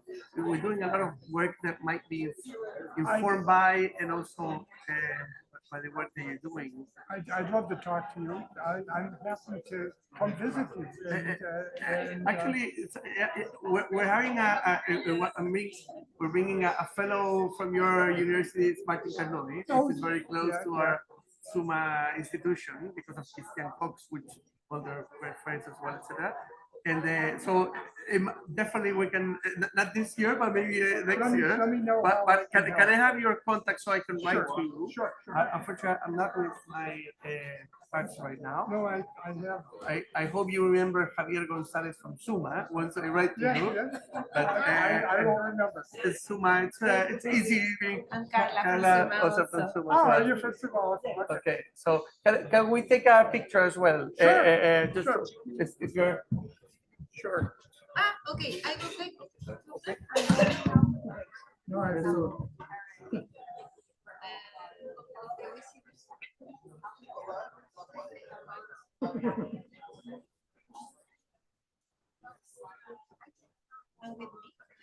Yeah. We're on in line for a photo.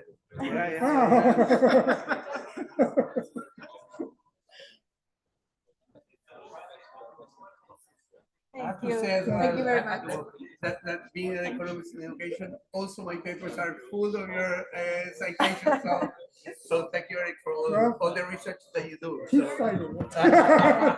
So okay, so I'll write to you and so we can. Please do. I'd love to. Okay, next.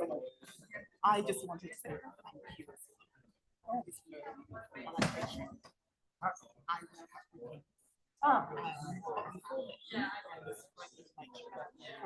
I'm trying to make an argument for running it.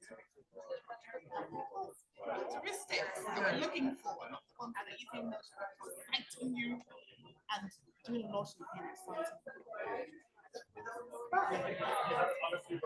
How could I meet you in person and not take a photo?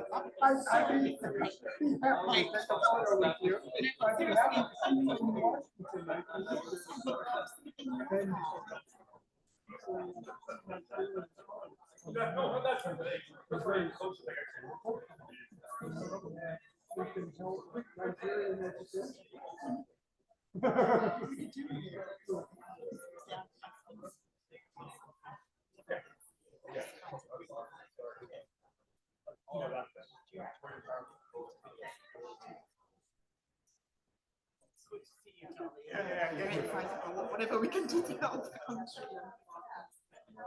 Would you be happy? You're a photographer.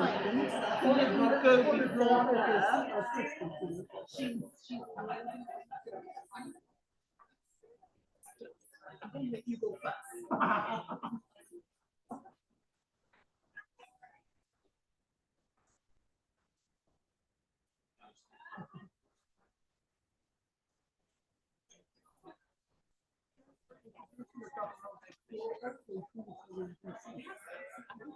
Thank you.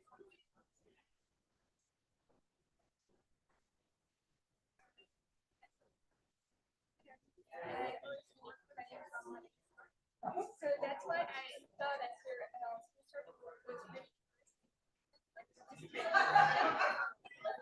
to what I know. So you have to talk about the fact that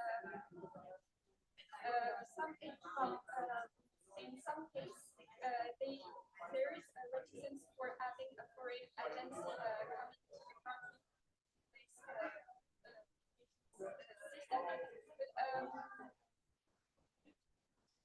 Some variables such as think that there is also other problem that should be taken into from the state implement that you have talked about. For instance, the fact that in my country there is the non-recognition of the black language. There is no possibility for students to go abroad, so they don't see the value of education. So I believe that it's not only about uniqueness, but there is some systemic topics. There is also the question of finance, so state efficiency. What I mean by that is that the teacher, well, nobody has society, actually. So there is no possibility for it. But also bring the policy into politics. And the fact that there is interest online. So what about all these barriers? There is also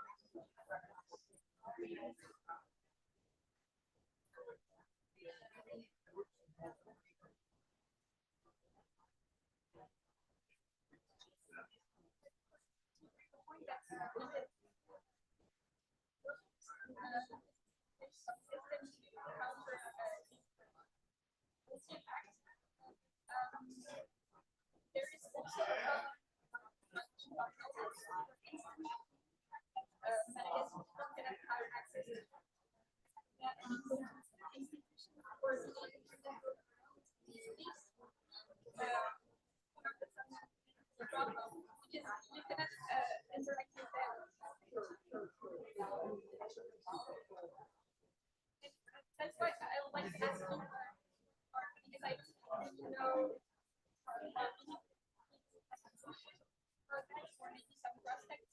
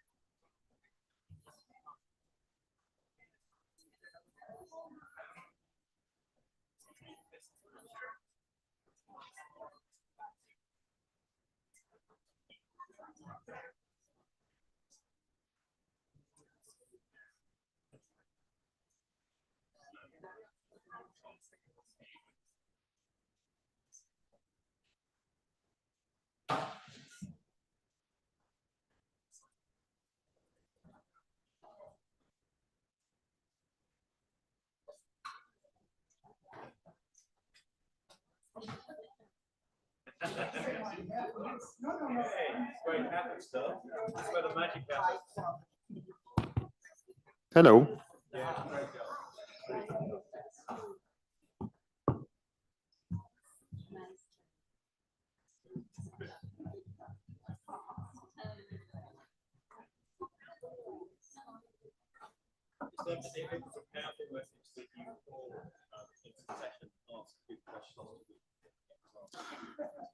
I hope you all enjoyed your coffees and your madeleines, maybe some cupcakes as well. I saw a couple of you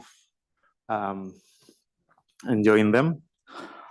So yeah, we are going to start almost the last session on this conference called Connecting Research, Policy and Practice Through Effective Evidence Brokering.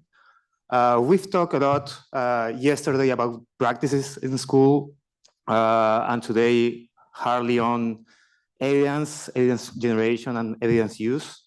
But for policymakers and practitioners to thoughtfully engage with research evidence, brokers and intermediary organizations play an important role.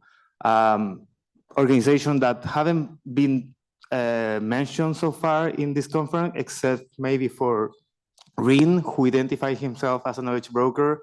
There was also Mikel, who identified his Bofill Foundation as an intermediary organization. And these organizations live, let's say, in this in-between zone between policy, research, and practice. But they are more than just a go-between. They support researchers to generate relevant and contextualized evidence, but they also support potential users of this evidence to use it and to engage with in policy and practice. So this session will look at the growing body of research on what it means to be an effective broker or an effective intermediary organization, why it's not being put fully into practice yet, and how education system can support better use of intermediaries. And to give you a small context on this topic, I will leave you again with Nora Ribay. Nora Ribay, as you may know, is the project leader of the Strengthening the Impact of Education research. And maybe most importantly, she's my manager, so welcome.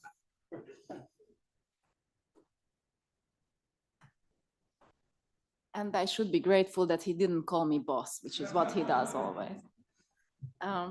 So thank you, Jose, for introducing this session. And I would like to start this actually with understanding what brokers and brokerage is. And for that, I would like to use a couple of metaphors that have been used in the literature for this concept. And you will recognize many of the discussions that we have had over these past 1.5 years. The first one is a broker as a translator.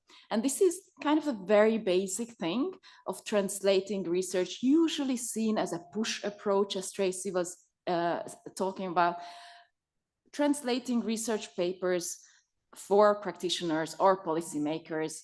And a translator doesn't even necessarily have to meet any of these parties. They can just be in their office, take a research paper, a synthesis, and make it user-friendly, more accessible, and so on. And as Tracy emphasized, this is actually extremely important. It is important to have available evidence and something that is accessible for users, but certainly not enough. Another metaphor that has been used is a boundary spanner. And this is based more on the concept that there is the research community, the practitioner community, the policymaker community, and of course, much more, coming back to Tracy's complex slide of actors, and that brokers or intermediaries span these boundaries. Often these communities have very different they use different language, they have different contextual understandings and knowledge. And so we probably need people who bridge these communities. A similar one is that of a mediator. And it's perhaps a little bit more than a boundary spanner in the sense that a mediator also has the job of actually generating the interaction between different people, which can be very difficult. They have to manage power dynamics, for example, which is something that comes up very often. And Reen used an example, a policymaker in a room who says, I am not an expert. So there is often this kind of power dynamics, both with practice and research and policy and research. And a mediator's job is to generate an interaction in which everybody feels equal and which is a meaningful interaction around evidence and around questions of practice and policy. And there is a much more recent metaphor. I'm actually super nervous here because this metaphor comes from Jonathan Sharples, who is in the room. Where are you, Jonathan? So that I can be more stressed. Oh yeah, thank you. So I'm gonna do probably a very poor job, and then Jonathan will correct me at his table. So this is a metaphor of a jazz band. And in here, brokers or brokerage institutions actually take account of the very broad set of actors, all of those that Tracy spoke about in her session, and they try and understand who plays what instrument, what are their roles, give them the space to play their own instrument, get them collaborate in different groups maybe. You know, in a jazz band, you have solos, you have pieces when a few of the musicians play together, but it's not random. Yeah, there is a framework of a song. It is coordinated. They know what they are doing. Everyone knows what they are doing. So this role is more of this coordinator kind of more systems role. Jonathan, I'm really, really scared of you, but. And so then the next question is, who are these brokers? We use this term, but do we actually know who they are? And Reen said he is a broker. Nice. We have one in the room who identifies, Michelangelo as well. And we tended to think of these brokers as kind of formal roles. For example, Education Endowment Foundation, and John is with us, is a clear agency that has this explicit mandate. Their role in the system is to provide access to evidence and facilitate the use of this evidence among practitioners. But actually, there are many actors who do not have this explicit mandate, but who still play an important role in this field. And we wanted to acknowledge all of these actors, and we ran a survey last year, a survey of knowledge mobilization, and I will a little bit expand on what we mean by that. And we got responses from close to 300 organizations from 34 countries. And our aim was really to characterize knowledge mobilization. So these kind of brokerage activities across a range of different organizations, and also to learn about their effectiveness and impact. So we included in our survey research institutions, formal intermediaries, so these kind of formal institutes that have actually an explicit mandate to do this, public intermediaries, which would be knowledge units like the one Reen works in the Dutch ministry, initial teacher education institutions, consultancies, funding organizations, teacher unions, inspectorates, quality agency, services, and others. It's important to note that respondents could select several of these categories because, of course, they are not fully distinct. And the most common overlap was research institutions at the same time being initial teacher education institutions, which is quite common in many countries. And this is the number of responses per type of organization that we had. Now, before I show you some of the results, what did we mean by knowledge mobilization? We use this concept very broadly to refer to any kind of intentional effort that aims to facilitate the use of research evidence in policy and practice, super broad. What does this encompass? And here, I'm very grateful to Tracy that she has already done the job in my place. We used the conceptual framework that was adapted originally from Alan Best and Beth Holmes' work, and that has been used in this space for a long time.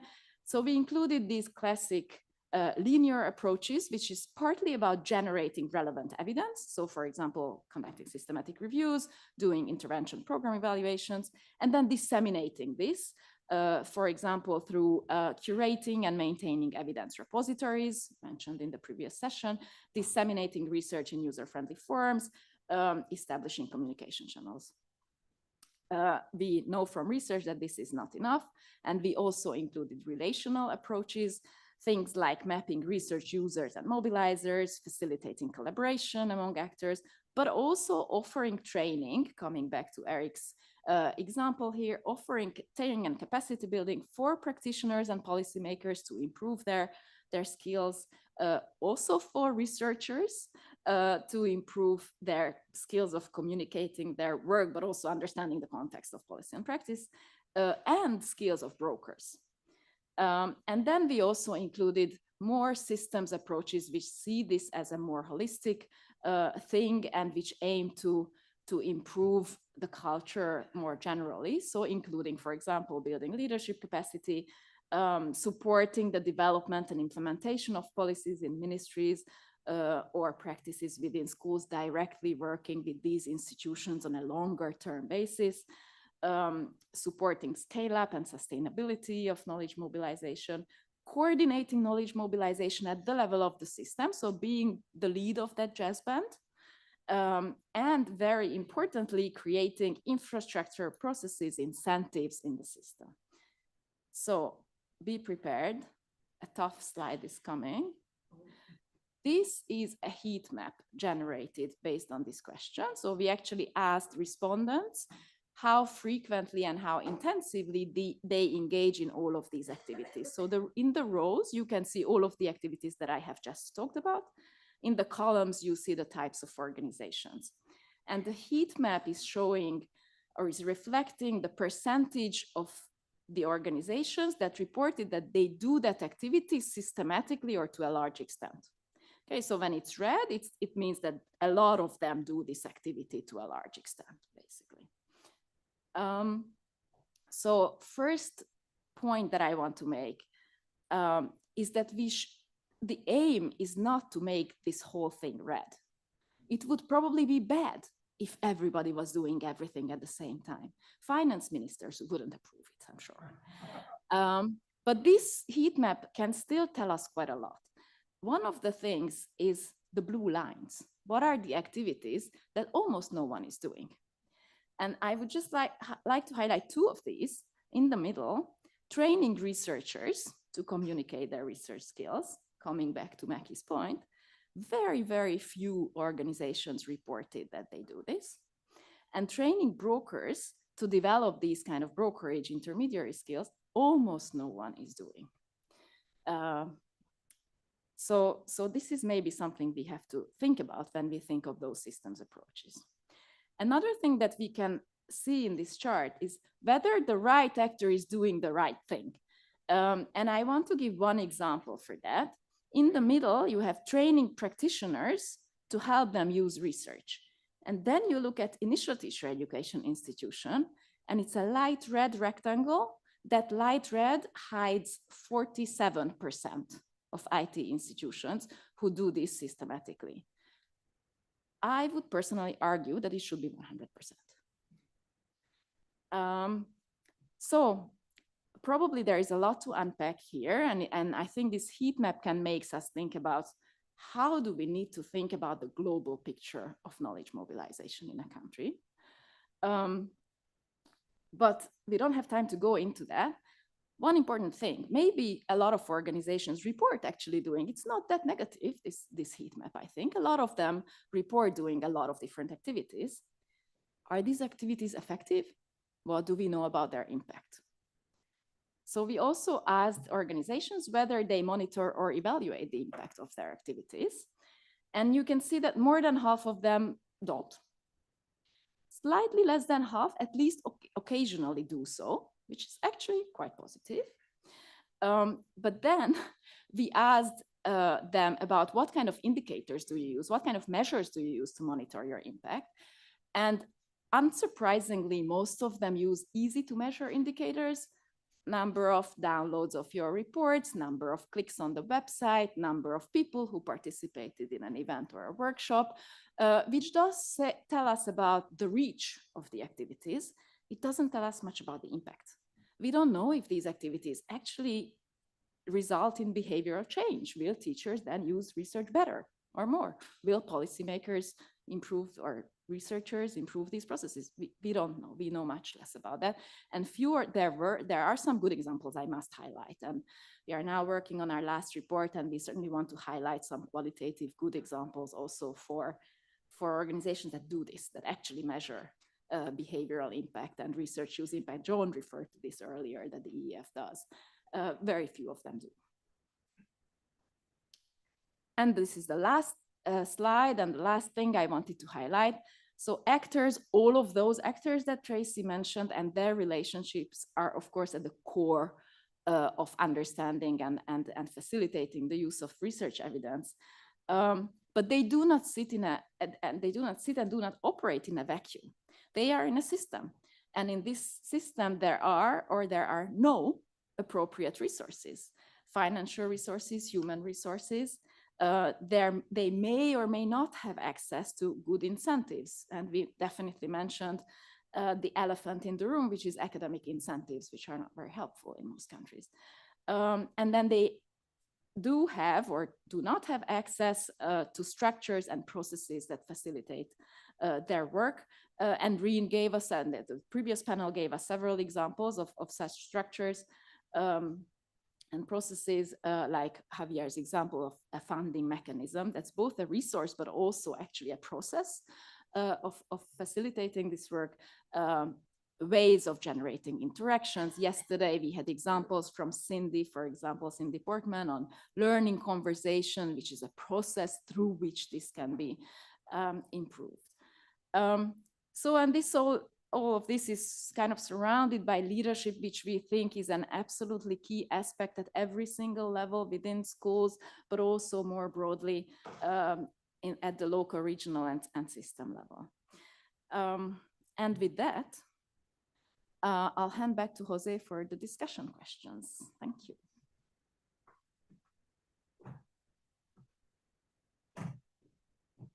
Thank you, Nora.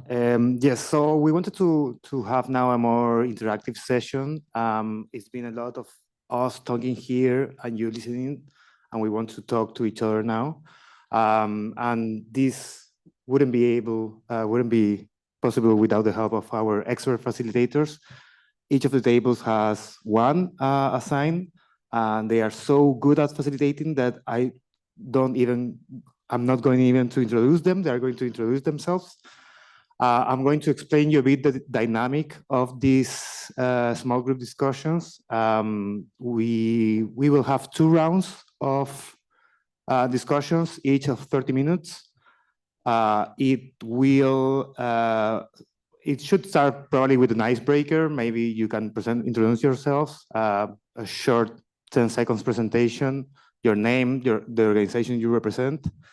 And then the facilitator is going to introduce their work, maybe following these 3 discussion tables that we have here. That's it. Okay, it worked. Probably you won't have time to discuss the 3 questions in just one 30-minute session, so that's why we have 2. And for the second session, we are going to ask the facilitators to rotate tables, so you can have a new audience, you can have new voices to listen to. And I think that's it. Yeah, pretty simple, pretty straightforward. So I wish you all a fruitful conversation with your tables. Thanks again to the facilitators, and thank you all for being here.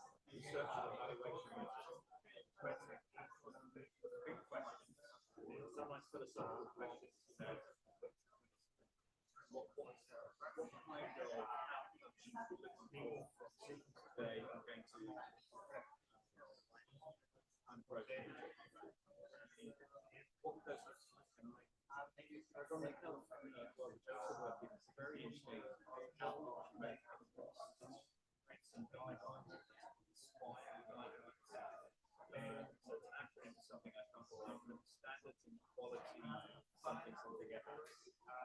Anyhow, it was born out of frustration. People were not given the now, looking to find ways to get this kind of work like this. Otherwise, you just feel replaced. So I just wonder whether there might be break from services as well. That would be maybe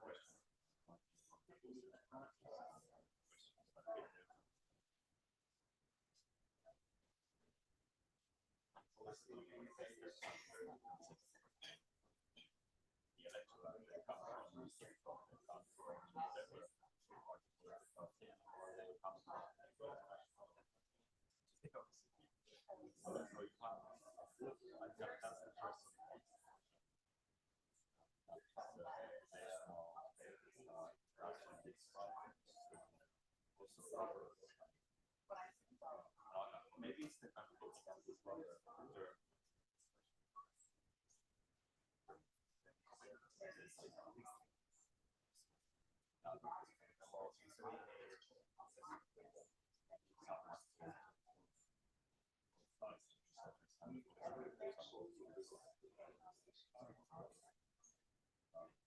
just very quick note on maybe the first one is not as people say so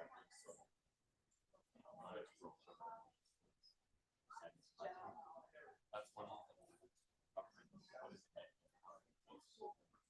it's a huge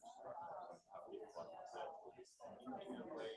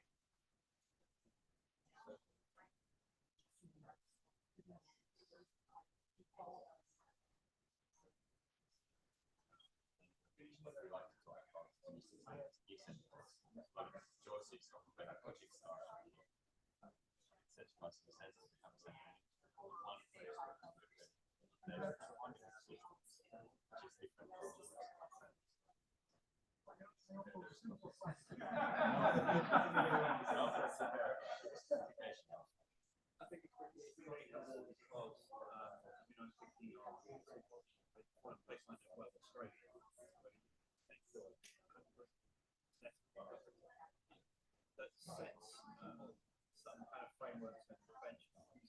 And then you have powerful states take great pleasure in disagreeing with each other. So you would never get the state of Victoria.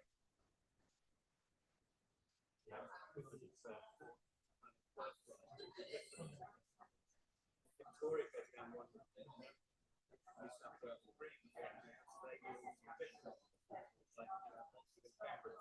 equivalent to the Stanford and Harvard, it would never be going to be correct. So I think the phrase, policy. There are different things over which policy makers have a role in all the processes. We're in elections, I'm hoping for a change of government. But that's not a conversation. But what is relevant is that have discussions with policy makers about how incoming ministry make decisions with policy to make. Number one answer we've got is not the special education, not the person. So they will often say, well, my child or my friend who is this. So it's quite interesting that we talk about evidence as a supplement of politics. Actually, they don't see it. They see collectivity. You should so glorify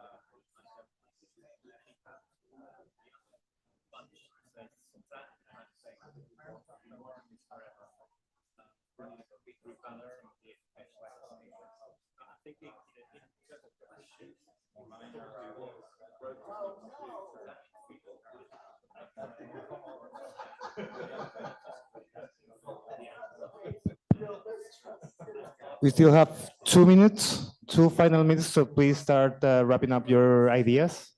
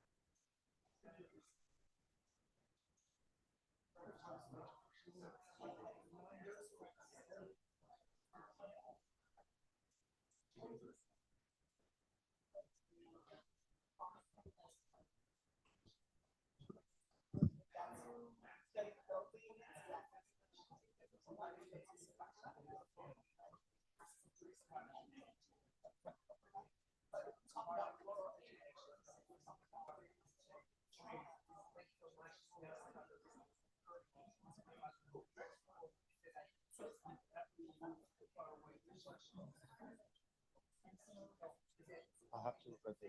I don't want to interrupt you with Yeah, thank you. It was my dream to do that.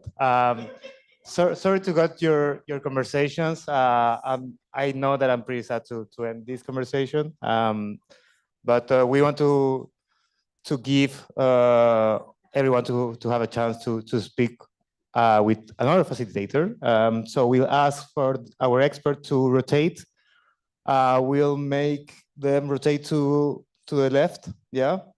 Maybe the two tables in the center can swap. So Melissa and Håkon, you can swap, and the rest, please. There is one left. How many left do you have? You have two left? Is that in a, like clockwise? Yeah.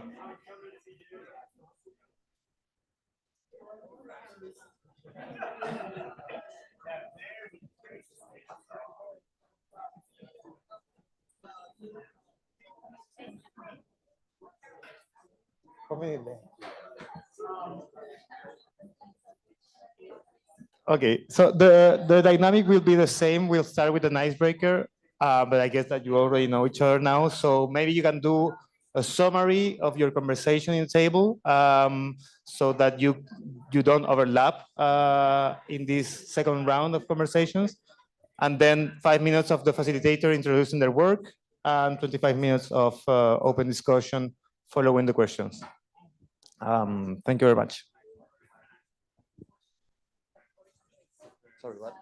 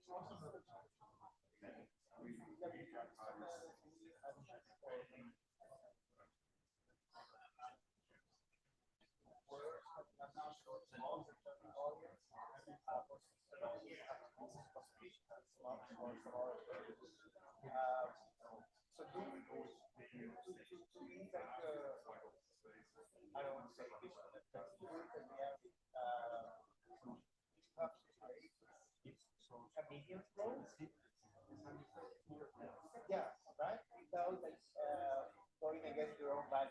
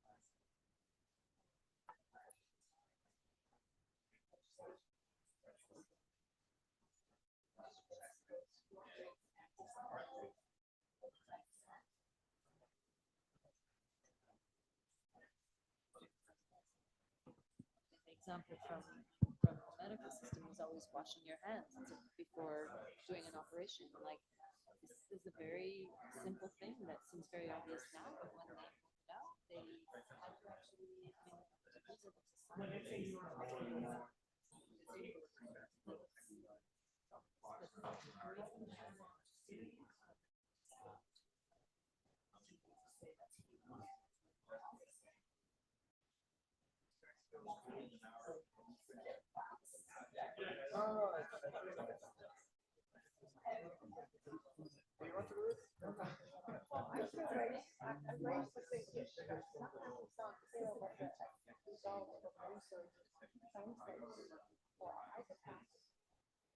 And the translation process is very difficult. I know my own research took 2 years.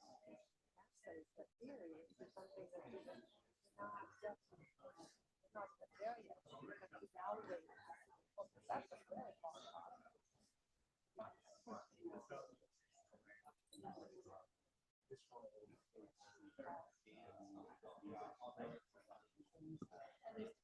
questions. I mean, you've got questions that come from cause, so that answers will be much more direct because you're answering their question, whereas you're asking your own question and then realizing this is actually important. Yeah, I don't want to cut her. Sorry, I'm a polite person. Sorry, we're entering the last minute of the discussion, so please start wrapping up the ideas.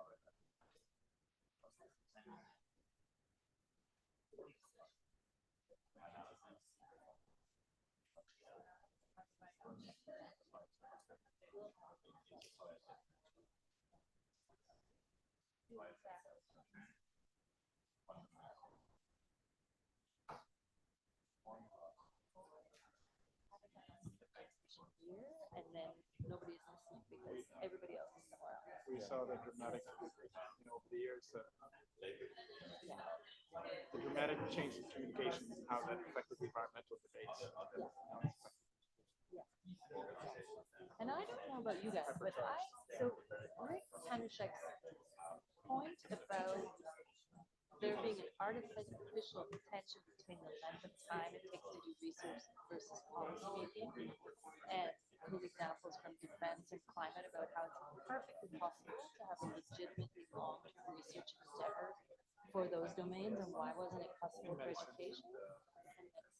I think this is not a profound thought, but I was actually, it struck me even more when I thought, in fact, unlike war, which is, can be blitzkrieg, can be super fast,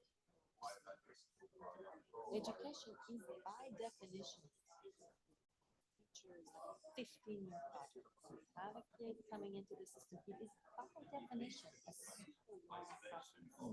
And it strikes me as even more odd that we are unable to have a longer term research agenda when in fact the operation of what we're doing is over 50 years. Why don't we have research agendas that are at least as long as how long a kid is in school? It sounds like this is just doesn't work at all. It's a non-starter. But it really made me ask the question of yeah, but I mean clearly not in other domains, not in other sectors. The idea is finished. Yeah, no, go ahead. Oh, not really great. You can do it again. Thank you, Chris. So time is up. Sorry to interrupt you. I hope you had fruitful conversation as much as I did in this table. I wanted to first to thank again the facilitators, and I will actually bother them with one last favor. I will ask you to maybe in 30 seconds, if we have the time, to give me the main insight from these 2 rounds of discussion that you had in each table. And I'll start with our own Melissa Muthan.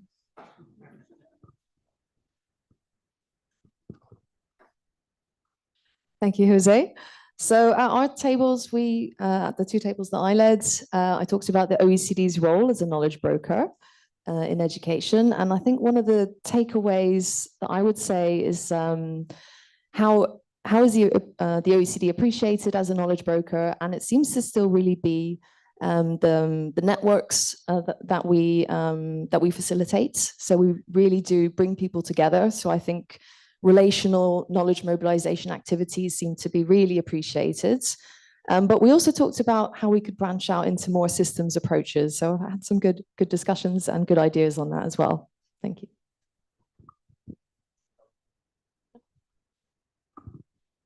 Right, not an easy task to summarize, but I was talking about the policy analysis unit we have within the Ministry of Education in Norway, and I work as a knowledge broker. So I have kind of the same role as Rien. There you are. We found that having such a policy unit with the role of a knowledge broker is a strategic choice in the ministry in order to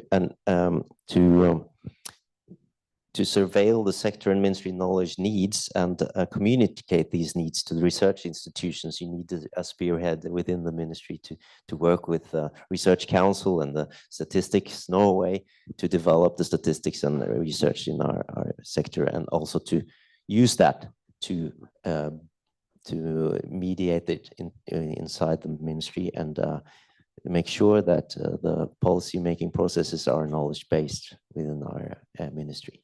So that was we talked about and had a good discussion on how we can do that and how we can meet some of the challenges which you have also raised from the stage these 2 days. Thank you, Håkon. Rien, please. So interestingly, there are a lot of brokers in the room. So I asked all the people on the table, do you consider yourself a broker? And most of the people considered themselves a broker. So this is already interesting. I haven't ask them if they were trained to be a broker, but that would be a nice follow-up question. So, and we had brokers at different levels also. Also interesting, I think, brokers from within the ministry, within a system, but also international brokers like the OECD, but we had people on the table from UNESCO and then from research institutes. So brokers at different positions, also interesting. We talked about, at this table, about the kind of the role of broker in mediating the micro level and the macro level. And we discussed this because one of our people at the table asked, where do you start a kind of research use project? And there needs to be a kind of knowledge flow between what happens at the macro level, it could be international, and what happens at the micro level, and brokers could fulfill a role in that. This is more than 30 seconds, right? So I'm going to quit it. But in this knowledge flow between the macro and the micro. And interesting at this table was the role of librarians in knowledge brokerage, which is really interesting, right? They are specialists in finding research, right? Or finding any kind of resource you need. And at the other table, we had, I think, a discussion on reaching the role of a broker in reaching common ground. Or how do you come to the questions that start such a research use process, that you need a kind of mechanisms, platforms to reach common ground between all the players at the table.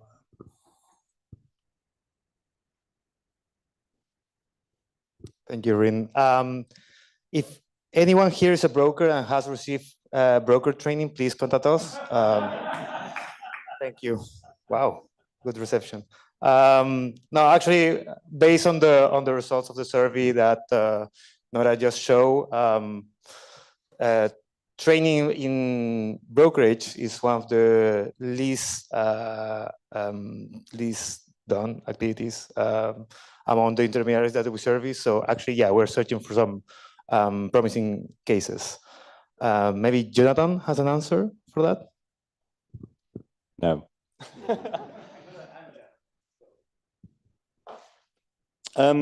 Yeah, covered quite a bit. I mean, we were focusing on how do we create these functioning evidence systems using this sort of jazz band analogy about, you know, people understand and are playing these coordinated roles. One of the things we were saying is that we shouldn't expect every actor to play the same role. It sounds obvious, but you know, we don't need every teacher to be conducting action research or be kind of doing research, but we need people within schools to be doing that, and that to be feeding in and supporting, you know, what the school is doing.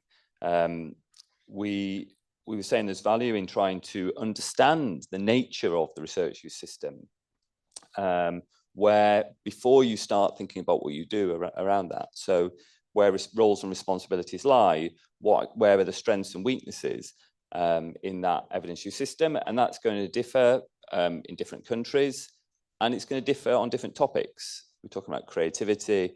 The kind of the evidence use system on creativity is going to look different as it would do on maths. So we can be kind of diagnostic in understanding the nature of the evidence system and then using that to be more intelligent about where we intervene to improve that system. We discussed how we want a balance. These systems work best when there's kind of bottom up or local ownership and empowerment, but at the same time, you need top-down coordination. So again, using that jazz band analogy, people need to feel as though they can express themselves, play their role, they feel empowered to do stuff, but it's not just kind of random noise, there's kind of coordination between it. And then finally, we were just talking about what are the incentives in these systems for brokers to work collaboratively? You know, the way in which we're set up often to compete for funding, they compete for kind of, you know, space and attention isn't always conducive to meaningful collaboration and partnership across different actors and organizations as part of this system. So there's a question there about how do we kind of align and get the incentives right for these, to work a bit more harmoniously, I guess, within these research use systems. Thank you. So actually, you did have an answer, because in our table we talk about about the mismatch between the incentives in co-production research in both among researchers and policymakers. So Annika. Yes, well, at our tables, our discussion really circled around the question of how to make the process of brokerage more sustainable and what is needed in order to provide for this. And at the first table, we had a deeper discussion on the ways of communication, also pointing to the fact that we also need to understand the levels of policy making, that that we need different types of communication with policymakers actually at different levels of the process of policy making, and that maybe even brokers are not always aware of these different steps when to get into the process. So we had a deeper discussion on this, and also on the accessibility of evidence and how brokers can contribute to making evidence more accessible, which also needs that we do need to rely on infrastructures that do help informing this system and exchange. And then on the second table, we had a deeper discussion on the importance of collaboration in the process, and how we can have a more collaborative process, even if we cannot expect every policymaker or practitioner to always join the whole process from the beginning, but how can we actually include them on a level that is respective, and that really helps to include every perspective without just saying, okay, you need to do this, you need to do that. So how can collaboration really work between policymakers, practitioners, researchers, and what is the role of brokers to ensure this at different points in the process? And this also led us to a discussion more on the meta level on actually how to keep the balance, what is the task of a broker to keep the balance between a very structured process and some permanent mechanisms that are needed so that the whole process is effective, and how can we actually get it to a point where it's not always inventing everything anew, but that is effective and sustainable. But also, how do we keep the flexibility that we may need to react to current challenges, to integrate new perspectives, to not lose touch of maybe new networks that are coming up and that are important. So how do we actually keep the balance between permanent structures and flexibility in order to have a sustainable system of brokerage? And we were circling around this. Thank you, Annika. Yeah, actually, the results of the policy survey show that one of the main barriers to the use of research is still the lack of mechanisms that facilitate research use, even though we know that there are plenty of initiatives to do so. So one of the explanation, the possible explanation would be that these mechanisms are not known enough, or they are not efficient enough, or the third theory is that they are not coordinated enough. Maybe talking about coordination, Jonathan would give us some insights. Yeah, we did talk about coordination. We talked about a lot of things. And one of the things in particular on coordination we talked about is the role between national and global. And often big global philanthropy can be really focused on global goods, and trying to think about, in particular, philanthropic incentives toward creating sustainable national infrastructure for evidence brokerage, and thinking about then how that national brokerage infrastructure relates to global goods. So how do we draw down from an evidence base to appropriately contextualize it, apply it, and think about how it can impact teachers and classrooms in a particular national system. We also talked a lot about the importance of comms. It's really easy to undervalue comms professionals, but actually, talking as researchers isn't going to make effective brokerage. We talked about moving beyond comms and thinking about embedding evidence into aspects of the system. So things like teacher training, things like other policy initiatives. How do you ensure that evidence is not just catering to a self-selecting group that are choosing to visit your website, but is actually embedded in the systems across the country? And finally, around that philanthropy point, we talked about some of the incentives around philanthropy and how we can change incentives through both government and philanthropy to try and create more sustainability around brokerage functions. So having an accessible and translated evidence base is an incredibly cost-effective investment because it means all of your other investments can be spent much more effectively, but very few people are willing to commit the funding to build sustainable long-term institutions that can actually develop trust in the system and have that sustainable impact. Thanks, John. I'll have to speed up a bit because I'm running late. So, Maria? I will do a quick speed then. At the first table, we started with just a recap of, understanding what was shared. And then we talked a little bit about the fact that researchers don't necessarily do research for policy impact. Researchers do research for impact, but it might be for scholarly impact. It could be for practice impact. And very few actually think about that next step for policy impact. And so do we want researchers, is that the job for researchers? So then we went back to what Nora said about is the right person for the right job, and talked a little bit about what does it look like to have a body of research that a broker or an intermediary uses and then filters that into policy recommendations. And then we talked a little bit about is research welcome in spaces that are anti-science, anti-research, and we talked about how it is about approach and it's about relationship and trust. And so really helping to see what is needed and how to build relationships and trust, and having people respect the space that you're coming from. In the second table that we were here, we shared about specific contexts and the work people were doing in the context. And some of the themes that came out there is that there are sometimes the intersection of a policy opportunity and a best practice. So you don't necessarily have the foresight to see that this policy opportunity is going to happen, but you can take advantage of a policy that will advance good work. So being open and recognizing those opportunities is important. And then we talked about the approach. So when communicating, it would be easy to go to a policymaker and say, hey, there's this new report on creativity. But if that's not their priority, that's not what is urgent for them, they're going to put it on the side with the 100 other reports. But if you go to them and you say, what's on top for you? You start from a space of inquiring about the needs of that person, that context, and then you find the intersection, because they were really concerned about critical thinking and problem solving.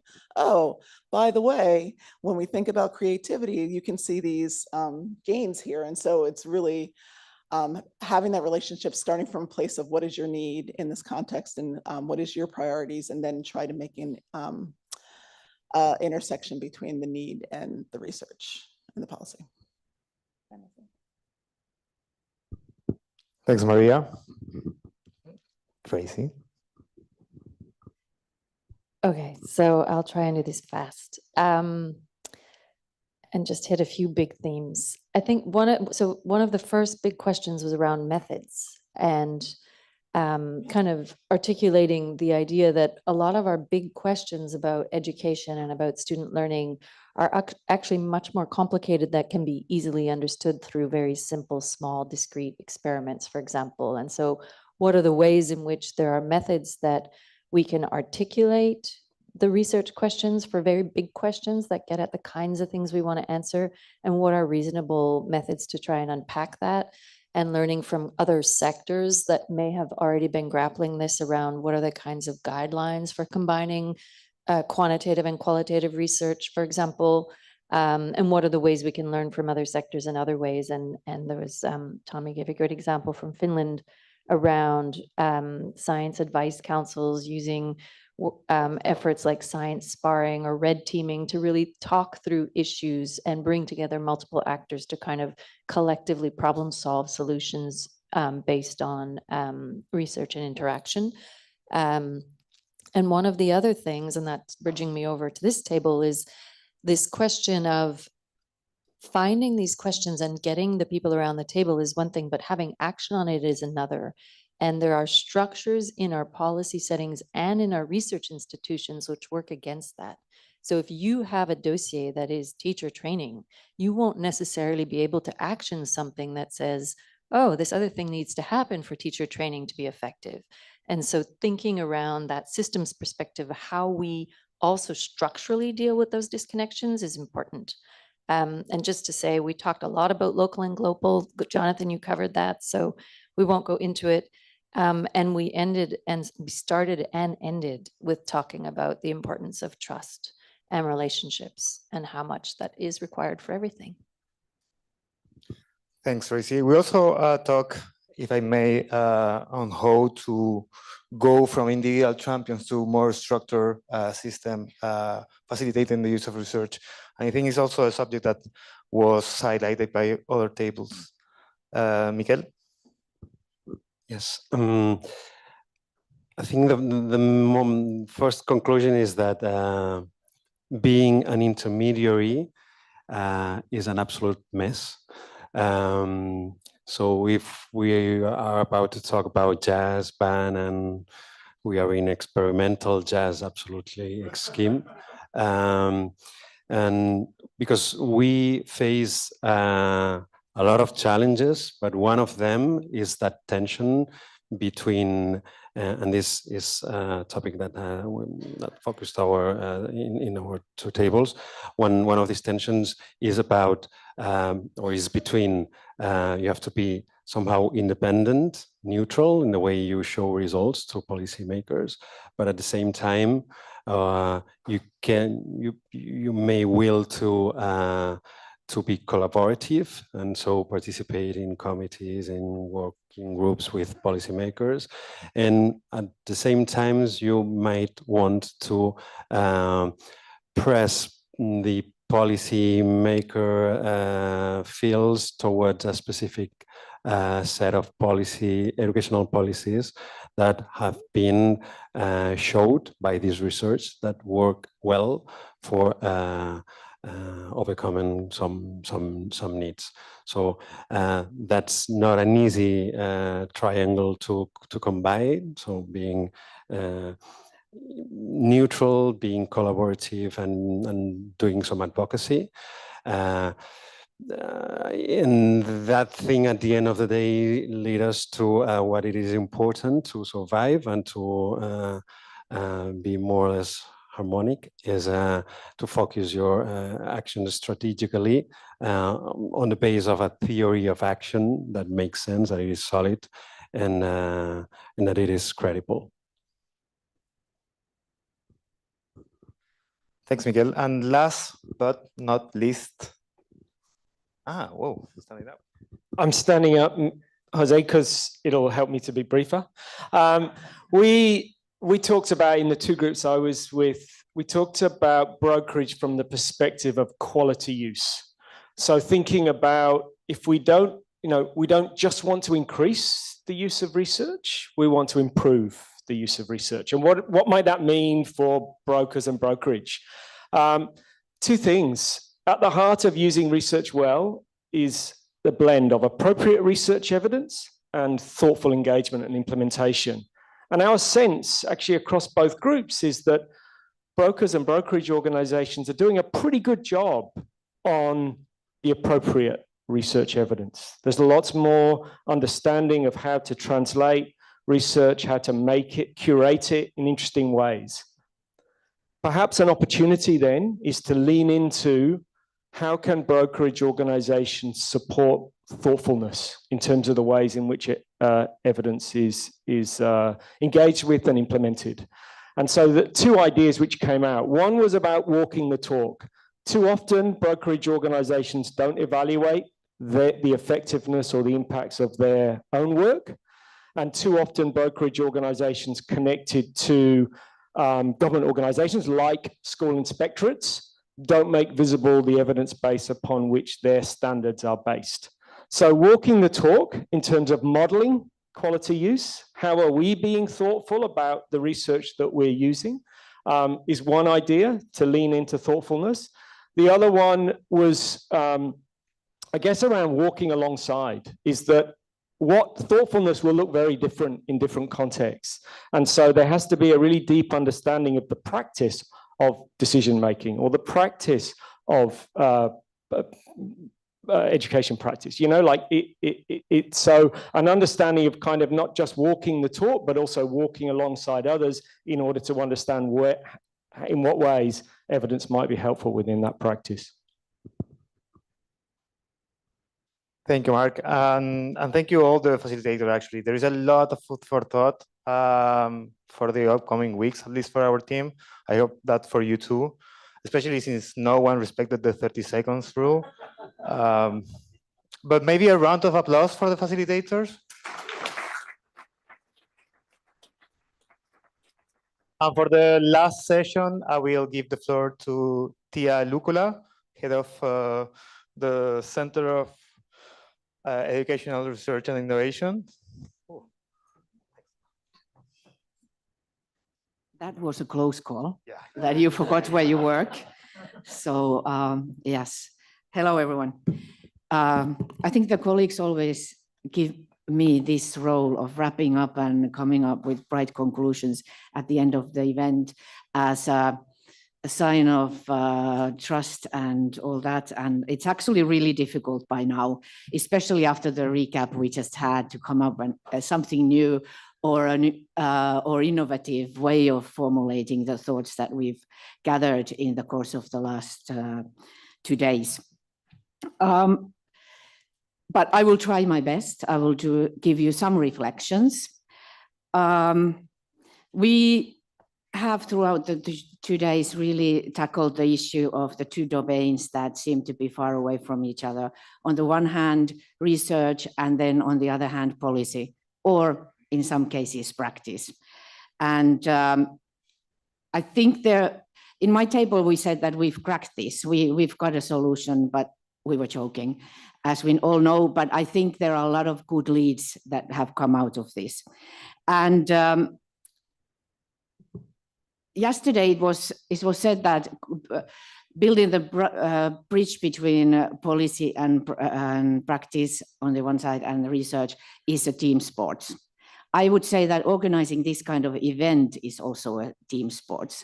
So I do want to, before I go to some of my reflections, to highlight some of the players in the team. So at OECD, we have teamed up with the Yidan Prize Foundation in this event. It's a foundation that we've worked with in the past as well on a variety of topics.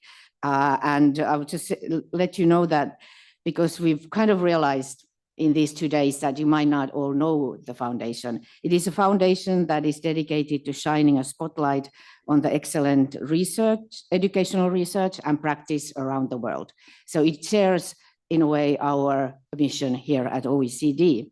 And importantly, you may have noticed that some of the speakers have made references to work that they've been doing with this foundation. And I want to highlight some of the key Yidan Prize laureates that have been with us and for these conversations. They include Mikichi, Eric Hanushek, Carl Wieman, Make Raymond, and Maria Heiler.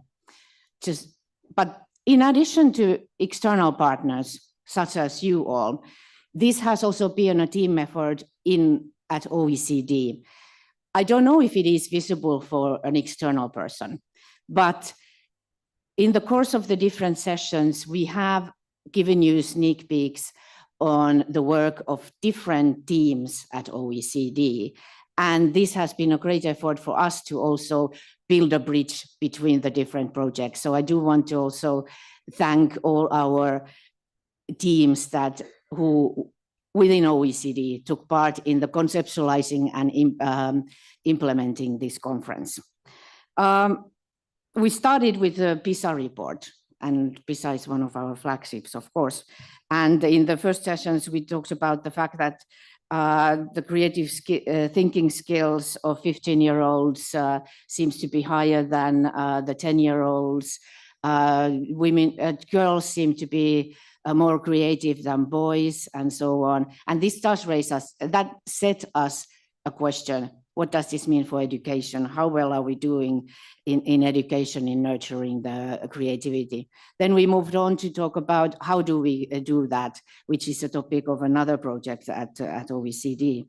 And there was also a discussion about whether fostering creativity and on the one side, and then academic achievement on the other side are contradictory, which they are not. This led us to talk about the teachers. We had a session on teachers and the professional development on teachers, but I would also say today's sessions also showed there needs to be professional development for a variety of actors in our education systems for this to work, for the team to work together at the system level. And indeed, one of the key messages for me is that in order for us to have high quality research use in our education systems, we need a system change. We need a system level approach. But at the same time, we also need high quality research and relevant research for the policymakers. We will continue with the idea of team. I originally come from the land of Santa Claus, Finland. So I've had some little helpers here, like any Santa would have, who have recruited more little helpers to help me wrap up this conference. Therefore, I've been informed that there are 4 of you who have graciously volunteered to help me wrap up the messages of this conference. Could I ask the 4 volunteers to join me here on stage? Yes, yes, yes. And one more volunteer. Yes, good, great. Please have a seat.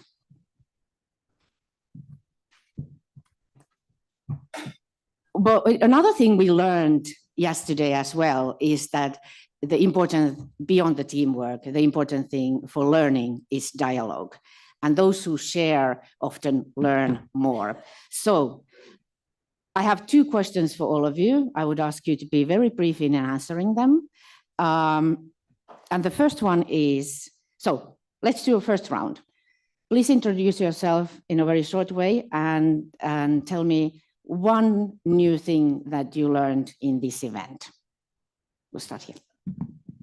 Okay, I'm Suzanne Van Belo. I used to be a researcher and then I worked for the federal level for 17 years. And at the beginning of this year, I started working as the director for the Länder, the state level in Germany that are actually in charge of education.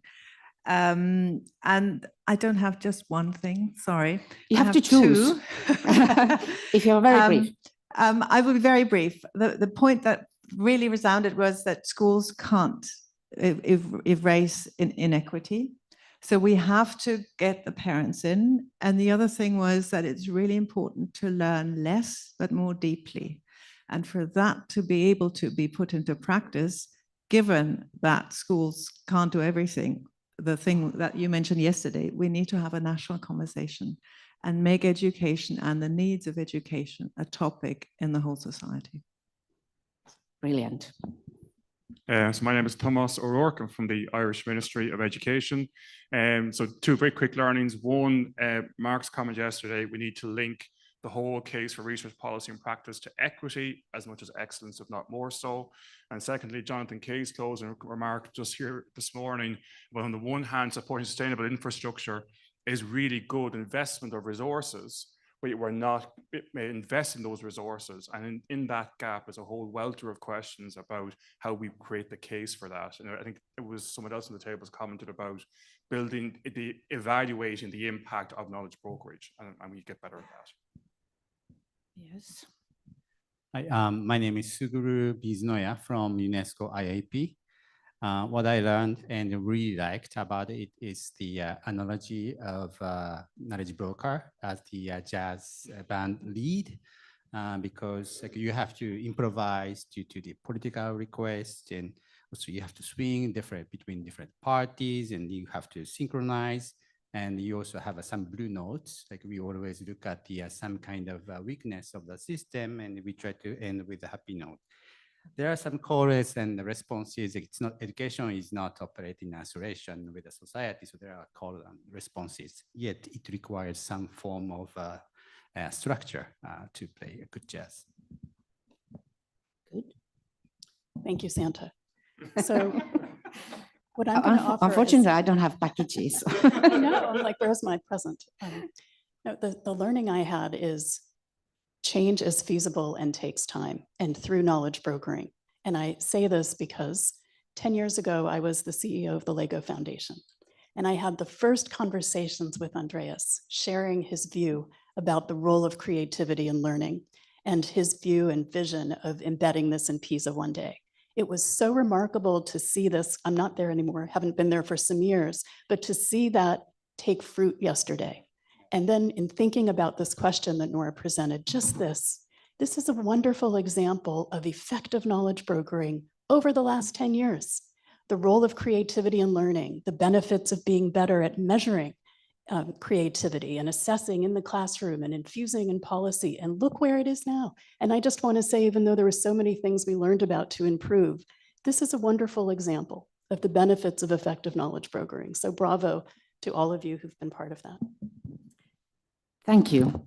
And thank you for everyone indeed who has been part of that. I used to work in quality assurance of higher education, and there was a colleague who was really the one of the people that we all looked up to, and we had learned from her. She had been a pioneer in the field. I organized a conference series, and she came every year. And I thought to myself, what can she learn from this event anymore? Because we are basically learning from her. So I asked her that, what motivates you to come to an event? And she said that every time she came, she did take away one idea to go back home with. And she considered that if she had that one idea per conference or meeting, that she could go back home with and reflect and think about how could I do something differently, the event was successful and worthwhile going. So I would encourage everyone here to think about that. What is the one thing that you will take away when you go home, and what will you do next week differently? While you reflect on that, I would ask our panelists also to say what would be for you that one thing. That is a really good thing to take as a homework. And the thing is, we have an ample knowledge base and a good council of researchers that advise us. And at the same time, I'm now dealing with 16 ministers, and they're really, really busy, and they're under financial constraints. So what I'm taking home is I will try and start a conversation or do some of the relationship work between those experts and find a new format when I come back to inform these people about the research and connect them together. Your comment to you reminded me of, I think it's an actual quote of a violinist who was asked at the age of 93 why he still practiced. And his response was, because I feel I'm making progress. So we can always learn. My takeaway, I think Rian captured it best for me, but others spoke to it. I want to really pay more attention in all the work that I do back at the ranch with colleagues who are here with me and others, and pay attention with rigor and joy. So we need to remember that. In networks, the science of networks. How do people actually behave? What do they actually do? Why do they make certain choices over others when it comes to reading an article or not reading it, going to an engagement event or not engaging with it, participating in a survey or not participating? Because in those micro, I think, progress pieces are the steps to the space that other colleagues are talking about here. And with brokerage, there is a science to it that is not magic, it's not rocket science either, but we need to pay more attention to that and evaluating that if we're going to leverage the full impact of all the expertise in this room and elsewhere. Thank you. I think this whole 2 days was quite actually encouraging. The touches a lot on the system aspect of it, not just knowledge. And the IIP has actually started a partnership with OECD to look at the system, analyzing its alignment, coordination, and incentives for the ministries of education to use evidence. And we just started this year, but I would like to really double down on these efforts, and so that we can maybe showcase some of the results early next year. So something we've struggled with before this session, especially today, especially today, is this interplay between local evidence and global public goods. And our work focuses heavily on creating global public goods, but through the mechanism of maximizing the value of local evidence. And sometimes those things are unnecessarily at tensions with each other. Are we pushing down one group in order to elevate another, which is never the case. But what I learned today, especially in our discussions in the back with Jonathan Kay and groups who are working on this issue, is having a much deeper understanding of what those two activities can bring, but where the limits of each should stop. That was very, very informative today. That's what I will take away and use in our work. Thank you, everyone, for agreeing to do these quick reflections at the end of the event. And this is indeed now the end of the event. Normally, there should be a QR code popping up behind me that leads to a feedback survey. So I encourage you to use it.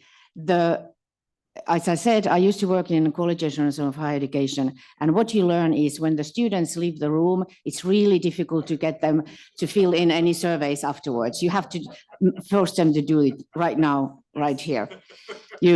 I see some people have the same experience. That being said, you will have a second chance afterwards. We will share the link to the survey also afterwards. And sometimes there is also the other evidence that sometimes students, if they give you feedback after they have gone away and reflected a little bit, it's a deeper feedback. So both are acceptable, but we do want to hear from you. And we do want to continue to collaborate with you also going forward in our work, going back to the comment from UNESCO. Yes, absolutely. But for the time being, I really thank you for your contributions here in these 2 days. The team has taken a lot of notes, and let's work together for the brighter future and better learning in our education systems, because I do think that was one of the key messages of this event. We're not talking about building a bridge between evidence or research, or then with the policy and practice just for the sake of doing it. It's about improving our education systems. I said I don't have packages or gifts for you, but I do have one thing still. Lunch is being served upstairs. So you got vouchers yesterday, so you can still go and enjoy in good spirits the lunch with the participants in this conference. So thank you, safe travels home, and we will be in touch. Thanks.